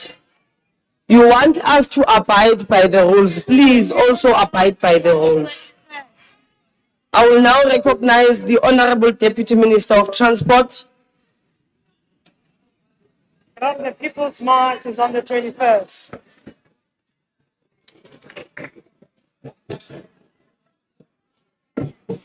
Thank you very much, Honorable House Chairperson. It was the worst of times, it was the age of foolishness, and it was the epoch of incredulity, and it was the season of darkness. It was the winter of despair. We had nothing before us. These words by Charles Dickens in A Tale of Two Cities could very well describe the world we are seeing today. Honorable Chair, this is the worst of times. The escalating confrontation involving the United States, Israel, and Iran threatens to plunge the Middle East into a devastating regional war with profound consequences for global peace, security, and economic stability. It is an age of foolishness where diplomacy too is easily abandoned in favor of military escalation and where the instruments of war are deployed with alarming haste. Decisions are taken in distant capitals that now reverberate across the world, threatening stability beyond the battlefield. Again, it's an epoch of incredulity. The world watches with disbelief as missile strikes, retaliatory attacks are escalating, and escalating threats push an already volatile region closer to catastrophe. It's an age of darkness where we see war casting its shadow over the Middle East. Civilians bear the heaviest burden, with homes destroyed and lives lost and communities shattered. The IFP unequivocally condemns the escalation of tensions and violence in the region. This cycle of attacks is unjustified, unreasonable, irresponsible, and irrational. It undermines the prospects of peace and places the world on a dangerous path. These acts of aggression and retaliation stand in clear violation of international law, eroding the very principles that govern relations between nations. We further note with grave concern the United Nations Security Council, the institution charged with the primary responsibility for international peace and security, has once again been rendered structurally incapable for decisive action.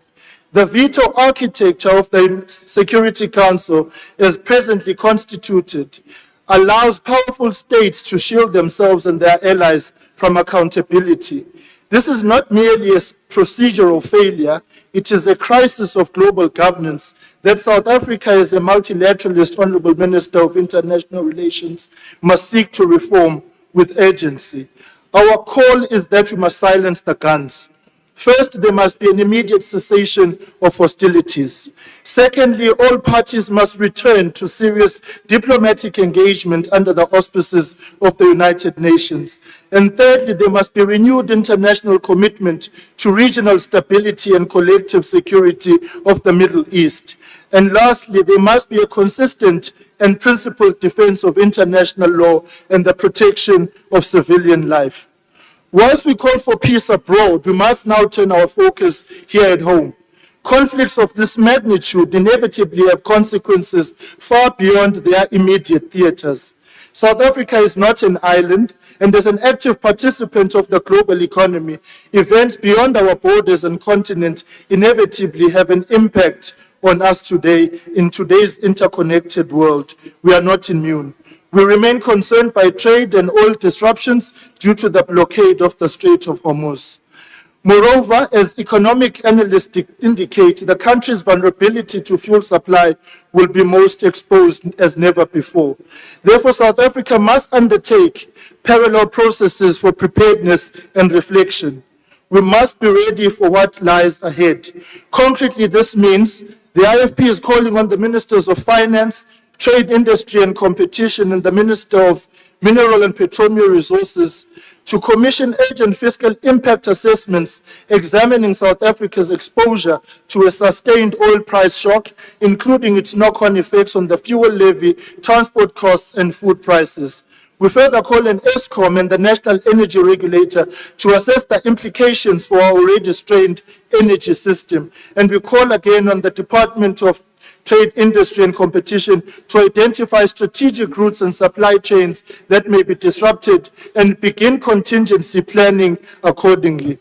I wanted to say more, but to this new honorable member of the MK, you are the ones who issued a statement welcoming Donald Trump as the President of the United States.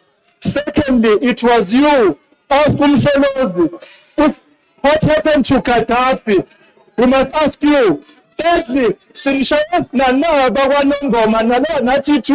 whilst you stand here to seek to insult us, the people are rejecting you. We are better now. So Shayunaba, the Bekulumana, we speak about the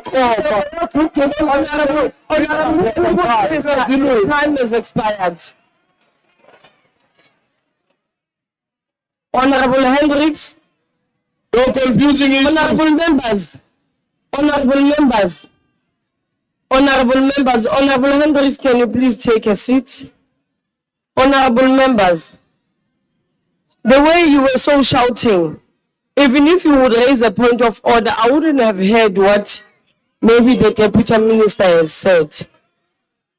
The way you were so shouting, can we please, asiyehliseni umoya, there's nothing wrong, asiyehliseni nje amaphaphu, and we continue with the business of the day. Honorable Mhlongo. Ngiyabonga, House Chairperson, we are pleading with you to be consistent in applying the rules. The Deputy Minister, because he's a member from the IFP, your party, you allow him to go beyond his allocated time. You don't reprimand him like you have done with me. You keep quiet as he sits down. He continued screaming and screaming way beyond his time. Please call him to order so that we may be able to respect the rulings that Honorable Mhlongo charge you that we have been. Honorable Mhlongo. First and foremost, you don't have the privilege of seeing time. We do here.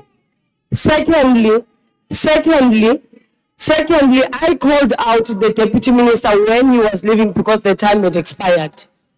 I did call out. So what you are saying is definitely out of order. Honorable Hendricks, please continue. Chairperson, my hand is up. Who's that? Honorable member, yes? Yes, Chair.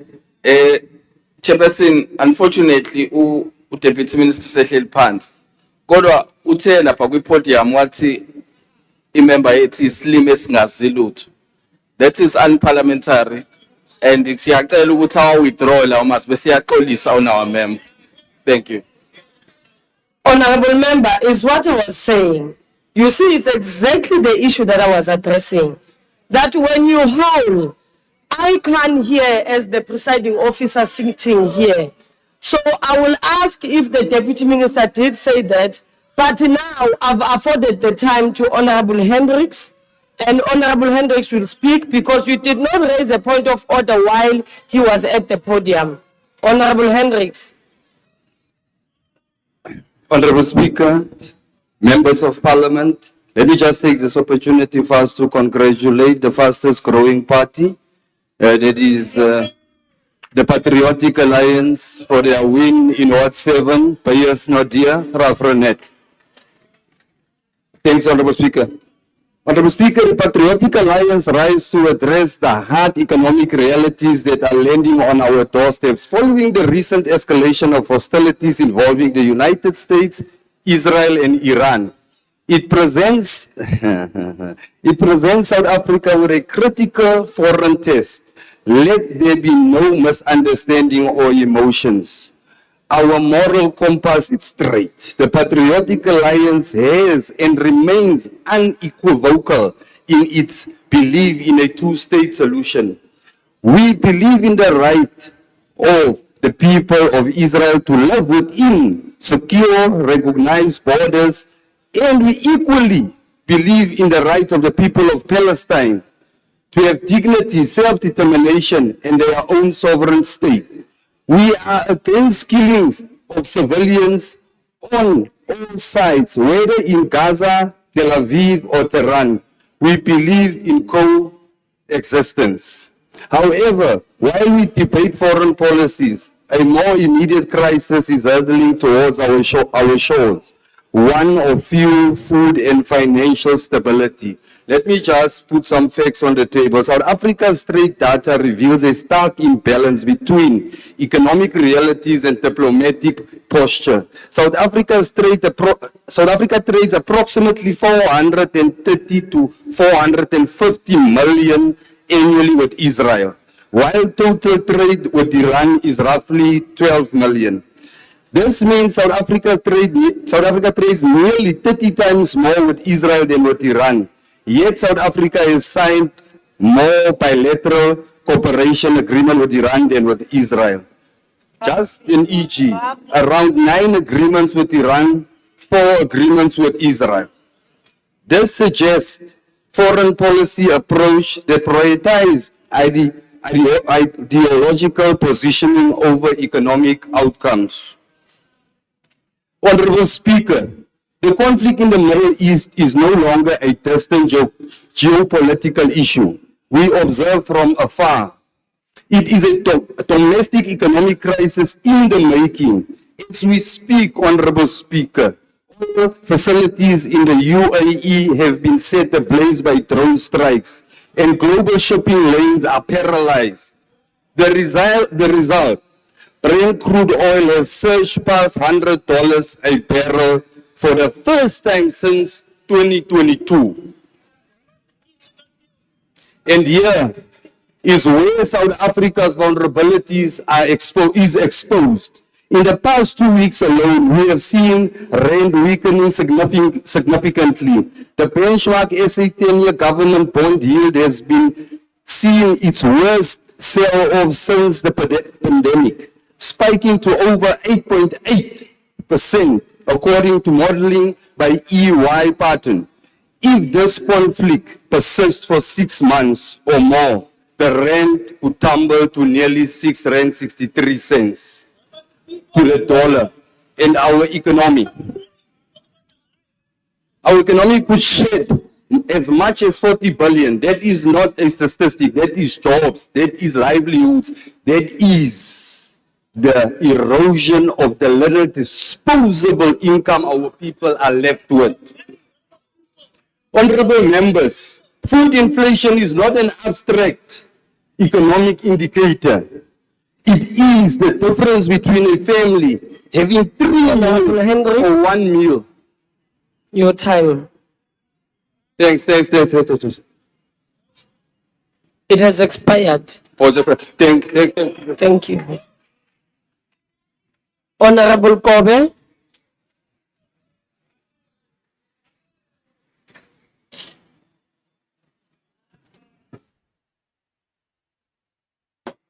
Thank you very much, House Chair.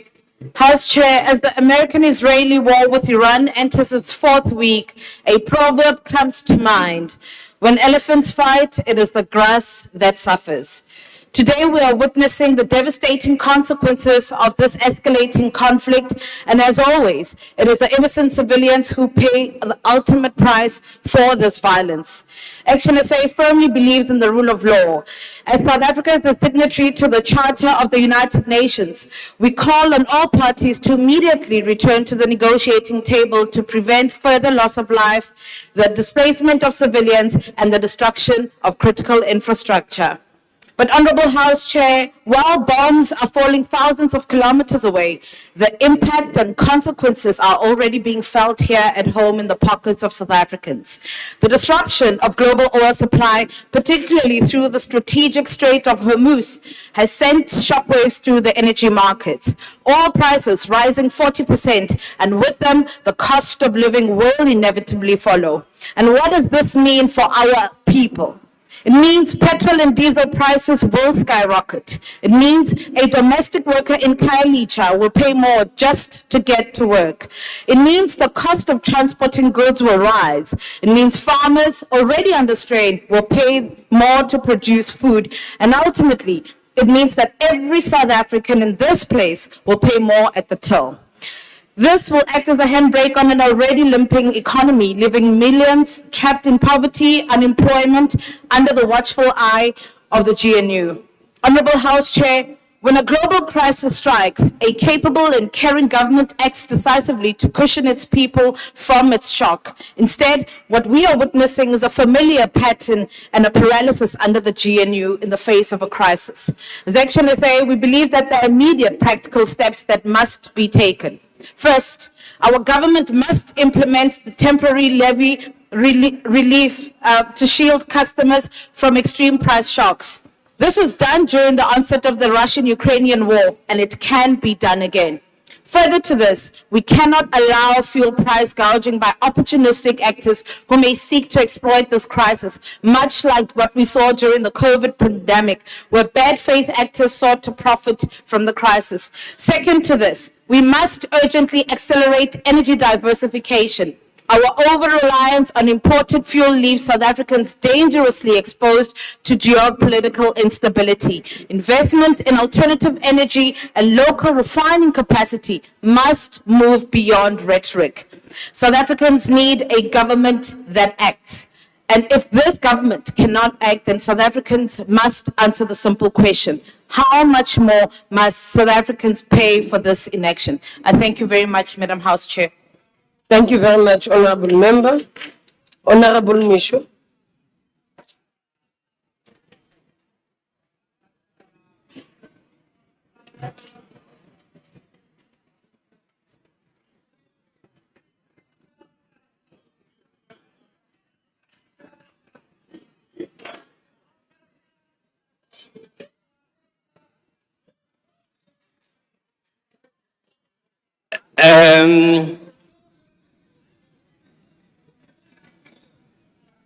Honorable members, can we please afford an opportunity to Honorable Misho? House Chairperson. King Solomon in Proverbs 18:21 said, and I quote, "Life and death are in the power of the tongue, and those who love it will eat its fruit," close quote. For about 47 years, Ayatollah Khamenei and his supporters have chanted death to America and death to Israel, and also threatened to raise Israeli cities and wipe Israel off the map of the world. As a nuclear-capable country, this clearly makes Iran an existential threat to them. We know that on the 7th of October 2023, Hamas attacked Israel and massacred more than 1,200 people, most of whom are innocent children. In October 2024, Iran itself launched hundreds of ballistic missiles, and it's reported that it was the largest missile attack in human history against a small country that is just the size of Kruger National Park. House Chairperson. Honorable Misho, can you please take your seat? Honorable Mhlongo, what are you rising on? Thank you, House Chair. The Honorable Moshwe Umfundis, he is misleading the House. He's really misleading the House, and you are allowing to. Hamas was defending itself. It was self-defense. Now, Honorable Member, wait, House Chairperson. Honorable Mhlongo, He has never said anything Honorable about Mhlongo.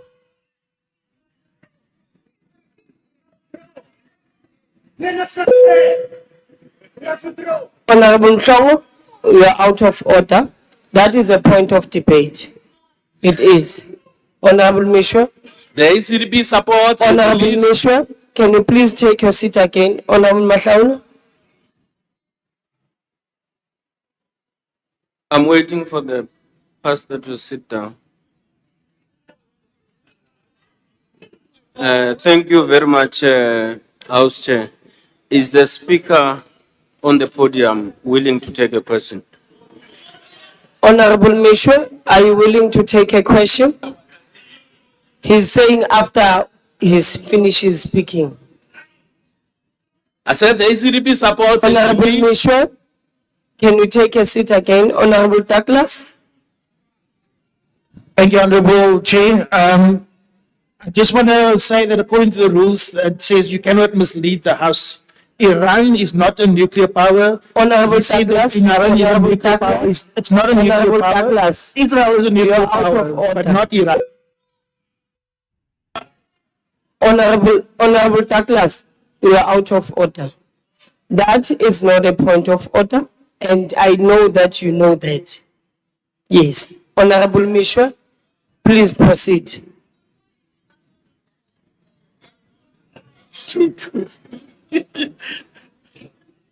The ACDP supports and believes in the right to freedom of speech. However, even our constitution limits those rights. We strongly condemn Israel's calls for death and destruction and clearly seek to incite violence and destruction upon other countries. We appeal to the international community, particularly the UN, to seek a ban on Iran's provocative, hateful rhetoric of death to America and death to Israel. We also urge the South African government to consider banning provocative speech that glorifies violence and destruction in our country, such as kill the poor and Honorable kill the Mishwe, farmer. can you please take a seat? Honorable Deputy Minister, what is the point of order? Thank you, House Chair. I would like to check if Honorable Moshe can take a question. Honorable Mishwe, can you take a question after he is done? Honorable Mshongo, honorable members as well. We can't always raise point of orders which are point of debates. I am giving you a fair opportunity for you to raise your point of orders. But now I think I will refer to the rules so that when a member stands, you must then say which rule are you rising on. Honorable Mshongo. Ngiyabonga, House Chairperson. I rise on a point of order, Chair. Now, So you're rising on what? on Rule 92. Number. Okay. Now, can I proceed, House Chair? Can I proceed? Yes, proceed. Oh, thank you.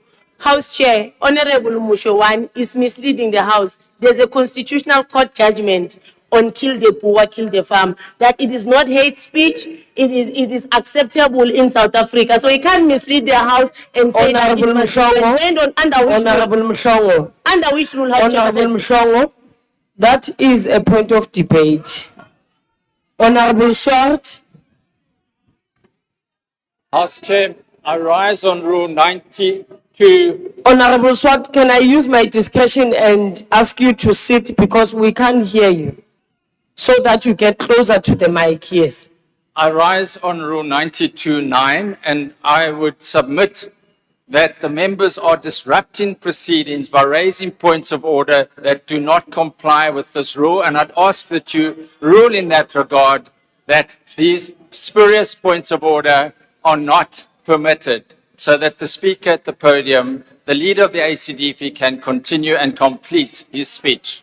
Secondly, I would also ask you, House Chair, the Speaker, the President of the ACDP has already indicated that he'll take questions if he has time at the end. So any person that then asks whether you'll take a question is wasting the House of the time of the House. Thank you.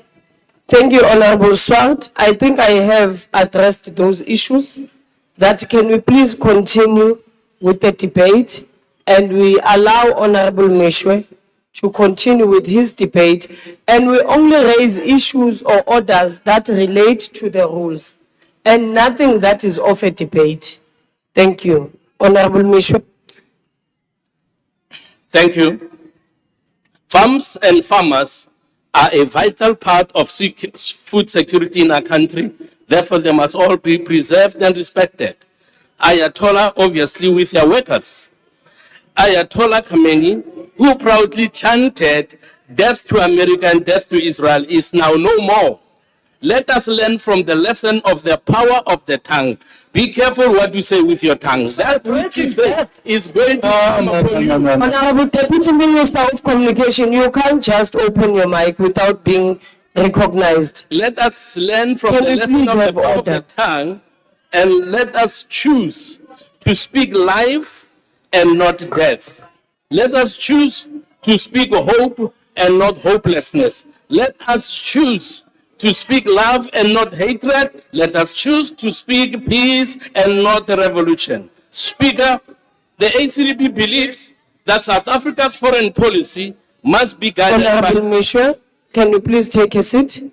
Honorable Deputy Minister, what is the point of order? Thank you. And I hope you will Speaker. point out as well the rule that you are rising on. Thank you, Honorable Speaker. Is the member preaching hope when he's celebrating death of Khomeini? Honorable Deputy it Minister, possible? that is not a point of order, please. Honorable Michel, please continue. Thank you. The ACDP believe that South Africa's foreign policy must be guided by present-day realities, constitutional values, and national interest, not historical and sentiments. Members, we have an opportunity to help build and not destroy. Let us not put fire, or let's not put petrol on the fire that's already raging. Let us use our Your time time to is build. expired. God bless you. Thank you. Honorable Kwankwa. Assalamu alaikum. We speak here at a moment history will remember. The war between Iran and the alliance of the United States of America and Israel is not a mere dispute. It is a deliberate attack on a nation's sovereignty and a test of whether the world will uphold justice or bow to brute force that shows no respect for a rule-based system and international law. Honorable members, unlike the US and Israel, which openly supported apartheid, Iran stood by us in our darkest hours. And no, we will not abandon them in their time of need, nor will we surrender our dignity and independence to US imperialism, even when they entice us with trade and aid. As the manifesto of Umkhonto weSizwe, the former military wing of the ANC, declares, the time comes in the life of any nation when there remain only two choices: submit or fight. Today, Iran faces that choice not by desire, but because it has been cornered by unprovoked aggression. One thing is clear, though. Iran has demonstrated significant military capability and capacity to defend itself, which challenges the image of unquestioned US military superiority, clearly demonstrating that even the most powerful nations are not beyond contestation. Iran's resilience reminds us that strength is not absolute and that determined nations can resist, ensuring that the powerful do not impose their will on the less powerful. The architects of this aggression, Donald J. Trump and Benjamin Netanyahu, must answer for decisions that cause death, destruction, and displacement on a massive scale. They must face accountability before the International Criminal Court. Anything less is a stain on humanity. Honorable members, needless to say, war destroys lives, families are torn apart, economies collapse, infrastructure crumbles. Generations are robbed of education, opportunity, and safety. History is unanimous. Wars do not solve problems. They deepen them. They create cycles of hatred and instability that far outlast political calculation. Yes, Iran must be condemned for its human rights abuses, but we must equally condemn the US and Israel militarism and refuse to be fooled by Western propaganda. So what is the solution? Dialogue, more dialogue. As true leadership is measured not by the bombs you drop, but by the conflicts you prevent. To the people of Iran, in the face of intimidation and violence, resilience is your greatest weapon. Stand firm, stand united. The strength of the people united in defense of their sovereignty is more powerful than any army and more enduring than any empire. Assalamu alaikum. Shukran. Thank you, Honorable Member. I will now recognize Honorable Kana.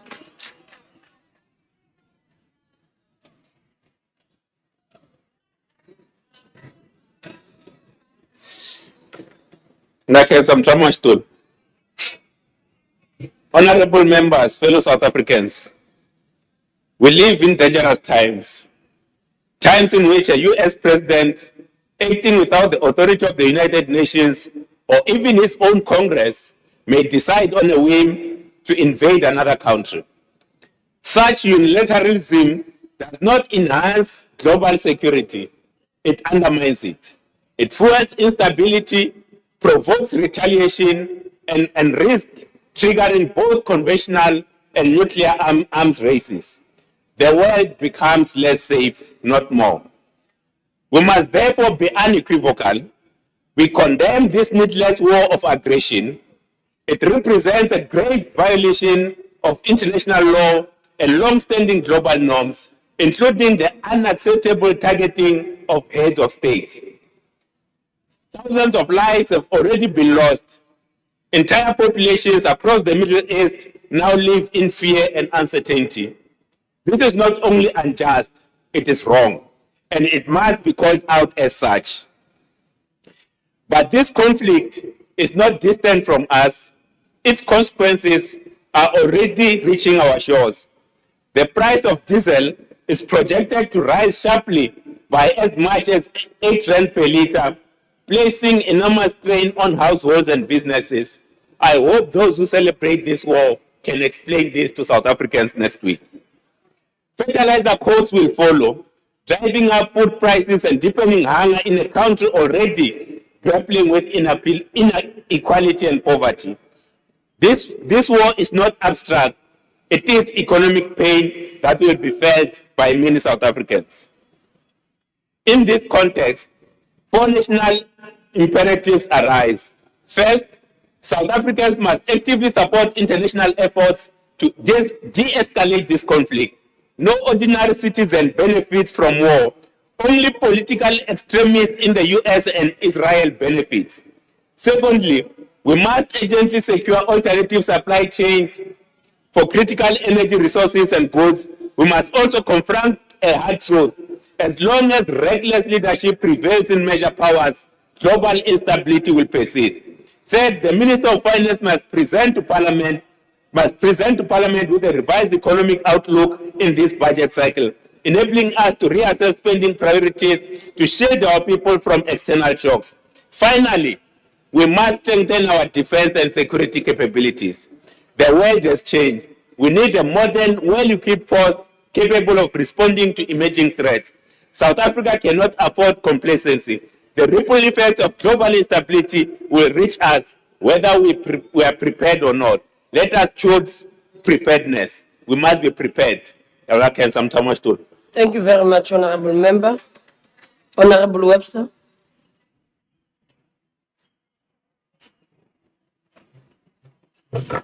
Thank you, House Chair. Having listened to this debate thus far, it's been concerning that the House has chosen to take sides in global conflicts. We've even seen some mudslinging against one another, rather than focusing on the subject of this debate, which is actually about protecting South Africans.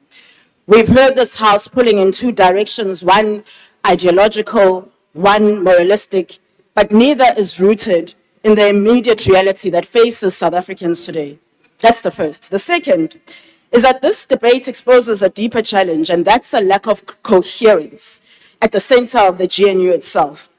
The truth is that South Africans can't afford the division that we've seen amongst the GNU at a time of crisis. They need clarity, they need consistency, and they need leadership that's focused on their reality.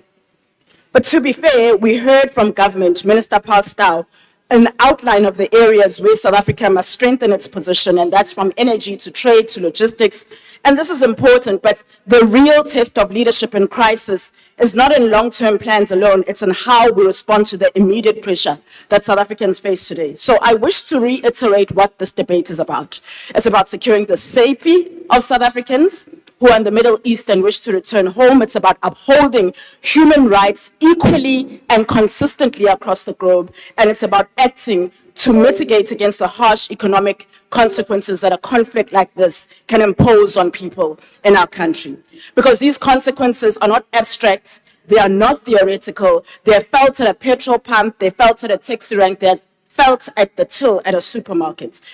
Honorable House Chair, the Middle East conflict will inflate oil prices. There's a predicted 4 rand a litre fuel increase next month, which will cost approximately 200 rand more to fill an average car tank.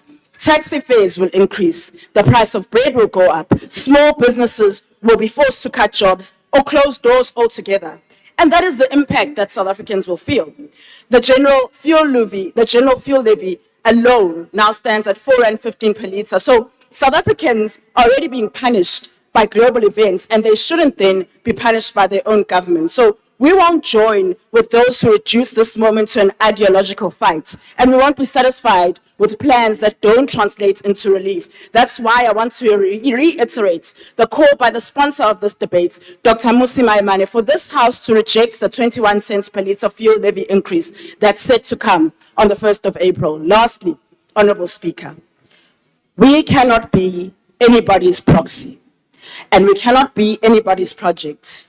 We cannot be answerable to global power blocks, but who we must answer to is the people of South Africa. Thank you.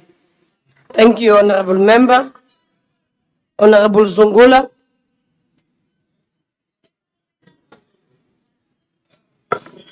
Thank you, House Chair. The Middle East has endured decades of instability due to foreign interests and geopolitical tensions. The recent military actions involving the United States and Israel in Iran, which have resulted in the tragic loss of civilian lives, including 168 school children, must be approached with the utmost seriousness. Any loss of innocent life is unacceptable, and those responsible must be held accountable. We must condemn actions which violate international law. The war in Iran is Israel and United States undermining Iran's sovereignty in pursuit of political outcomes aligned with their own interests. This sets a dangerous precedent in international relations. At the center of this matter is the need to protect a fundamental principle, which is the respect for international law, particularly sovereignty and territorial integrity of states. These principles, enshrined in the United Nations Charter, must apply equally across all nations, regardless of power and influence. There are legitimate concerns globally about the justification for the US and Israel attack on Iran, including whether there was an imminent threat that warranted such force. These concerns go to the heart of the rules-based international order. Notably, the resignation of a senior US counterterrorism official, Joe Kent, has brought further scrutiny to this issue, as he publicly stated that Iran posed no imminent threat and questioned the motivations behind the war. As this conflict continues, South Africa must consistently position itself as the nation committed to multilateralism, peaceful conflict resolution, and the rule of law.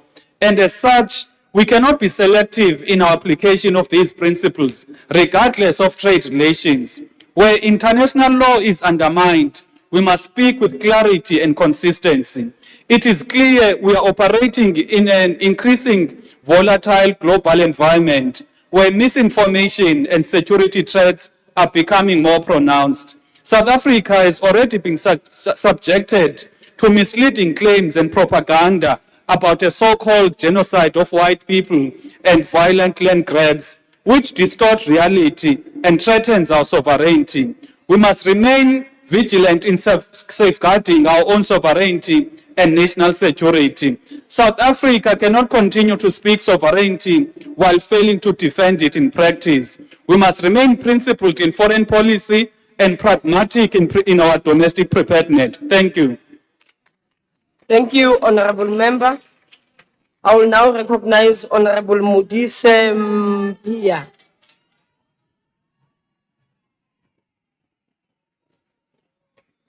Thank you, House Chair.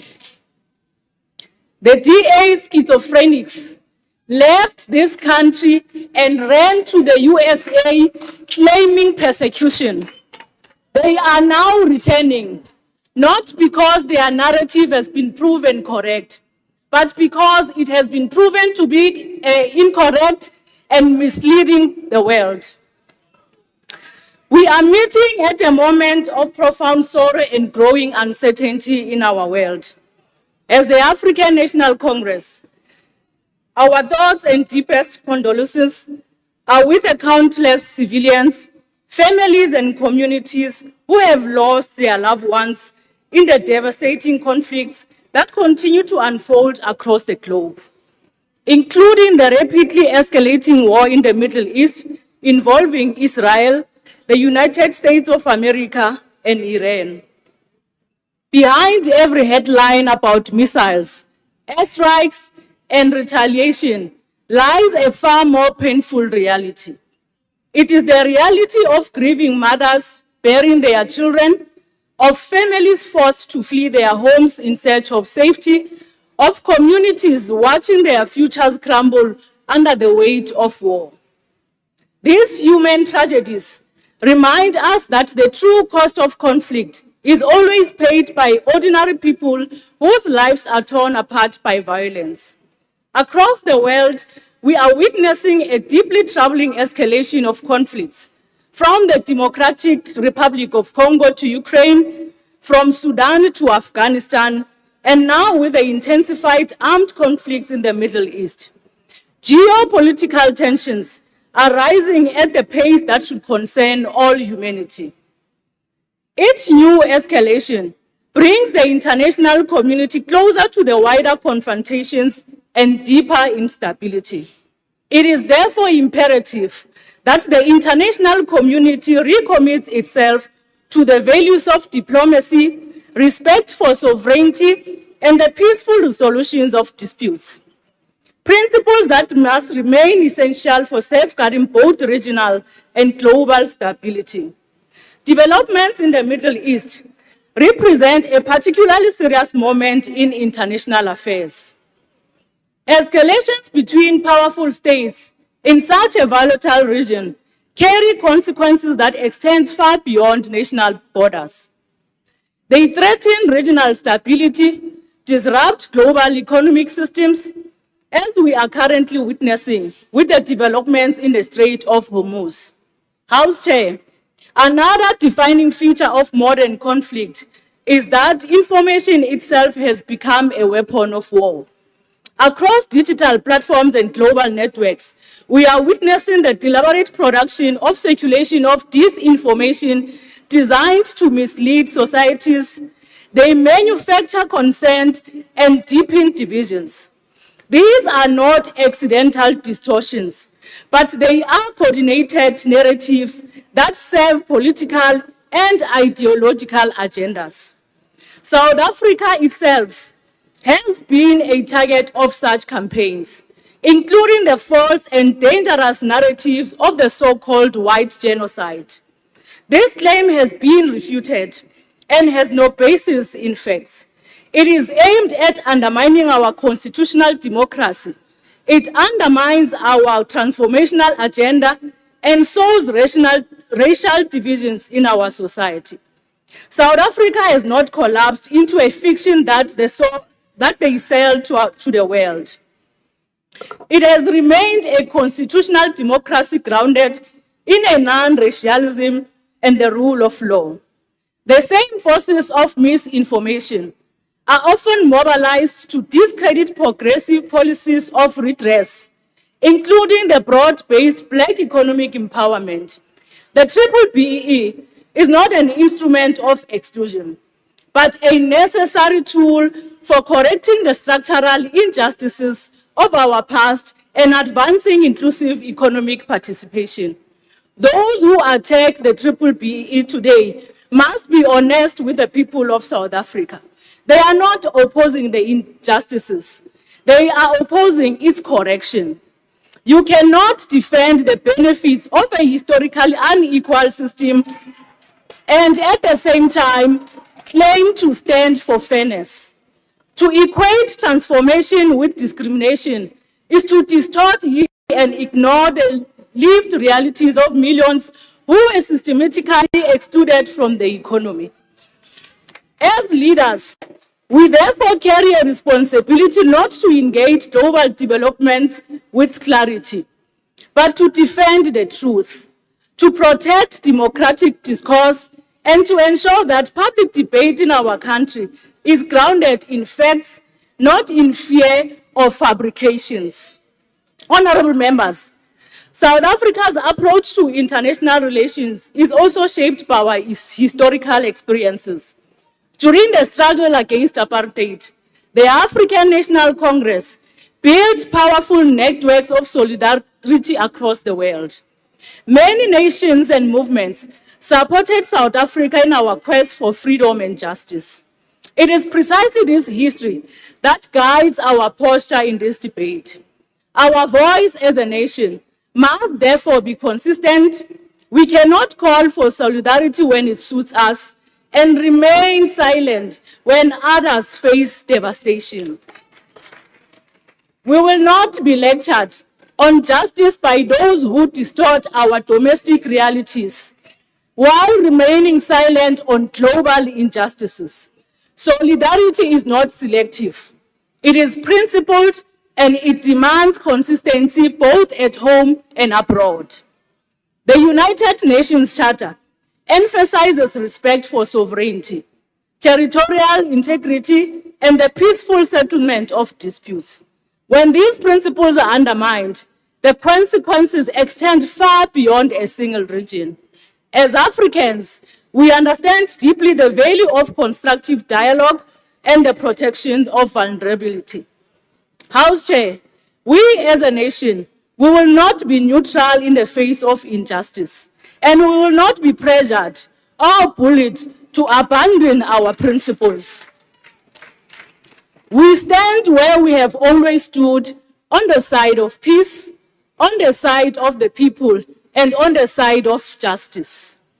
And that position is not up for negotiation. Let us all put aside our particulars and unite in defense of our sovereignty. Our freedom cannot be complete whilst others in the world are not free. And true freedom requires respecting the rights of others. I thank you. Thank you very much, Honorable Member. I now recognize Ismail Musa. People's March on the 23rd. You are all invited. Universal greetings of peace.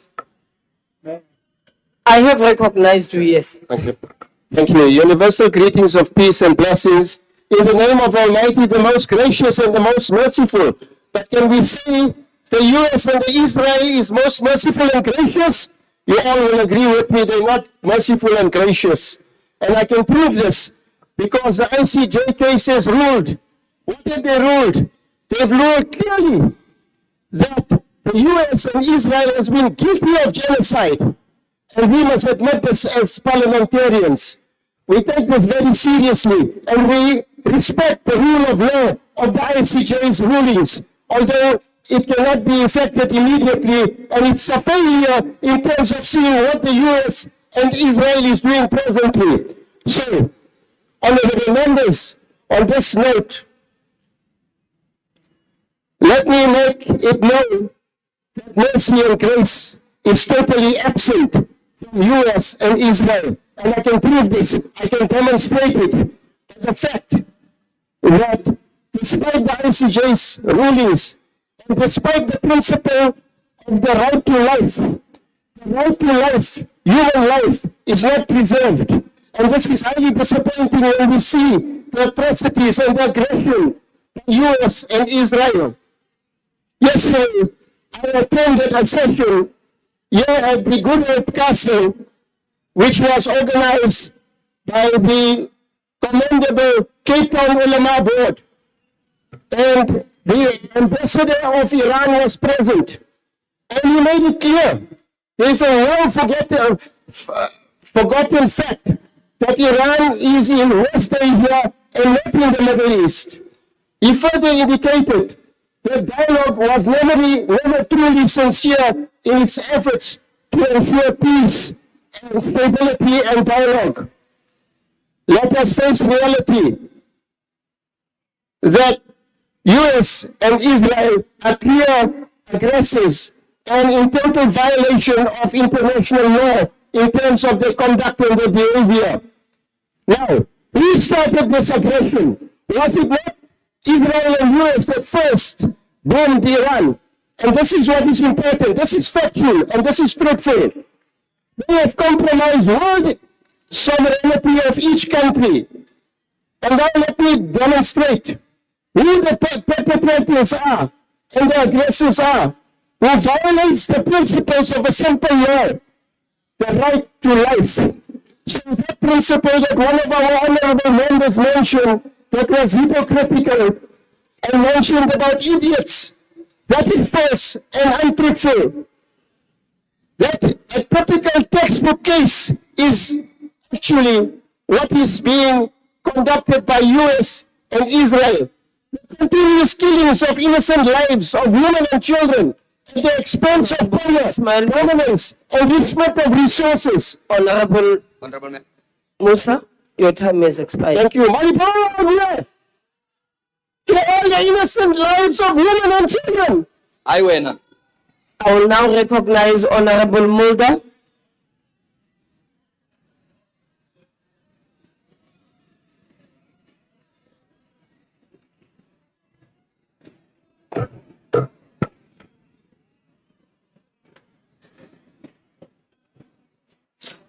Honourable Chairperson, I think this is a very important debate, and I think it's very important that we discuss this issue today. And I think it's perhaps necessary that we go back to the topic of the debate. And the topic of the debate today is supposed to be the escalating crisis in the Middle East, following the recent attack by the US on Iran, and the implications this has on South Africa. And I think we should understand and focus on the implications for South Africa in this process. During the debate, it's quite clear that there are very strong views on both sides of the House, and colleagues and parties feel very strongly and very emotional about this, and I understand that. And I want to start off by thanking the Honourable Minister, the Honourable Member from the ANC who just now spoke, and she spoke the truth when she said this is, from the ANC's position, a question of solidarity in terms of networks that were formed long time ago. And I think that's very honest, I think that's very true, and I think we must respect that. But the question then would be, is that the way that we should now implement our international relations? That's the question, I think, because I understand where it comes from, and I respect that, the network of solidarity that you refer to. The problem is that whether we like it or not, the world has been changing very dramatically so, and I would argue that we need to act in the best interest of South Africa. What is the best that we can achieve for our own country during this crisis? And then one realizes that Iran is important, but not because it's a big trading partner of South Africa. It's not amongst the first top 30 of our trading partners, it's below that.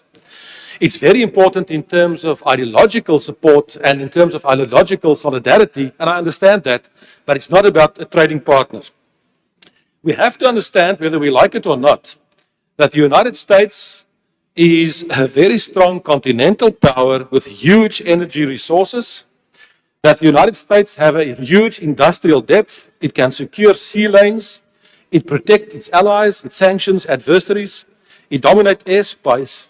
And the irony is that even during this war, they have not lost one single one of their planes. And one must take note of that. They have not lost one single one of their planes. You know better. That's good to know. They have not lost one, despite of the fact that they were assisted with the best anti-aircraft missiles and technology from the Soviet Union, from Russia, and from China. We must take note of that. The fact is that the United States is a reality, They are there, they are a very strong reality in South Africa, and we all understand that they are acting in terms of what is in their interests. And we must ask ourselves whether we can... Honorable Mulder, Yes, can ma'am. you please take a seat? Yes, ma'am. Honorable Deputy Minister, what's your point of order? Why does it sound like USA is speaking? No, but Honorable Deputy Minister, no, that is out of order. Can you please continue, Honorable Mulder? If you have nothing to contribute, please keep quiet. Honorable Chair, Honorable Chair. Shut No. Honorable Mulder, please take a seat. Honorable Skosana. Yeah, no. Oh, thank you very much, Honorable House Chair. I'm rising on Rule 84. I think the honorable member on the podium has used an unparliamentary language to say the honorable deputy minister must keep quiet. That's unparliamentary.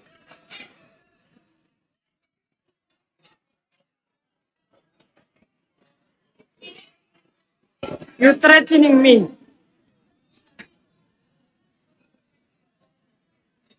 Honorable Skosana, that your point of order is not sustained. It would have been sustained if an honorable member has said to the deputy minister, shut up.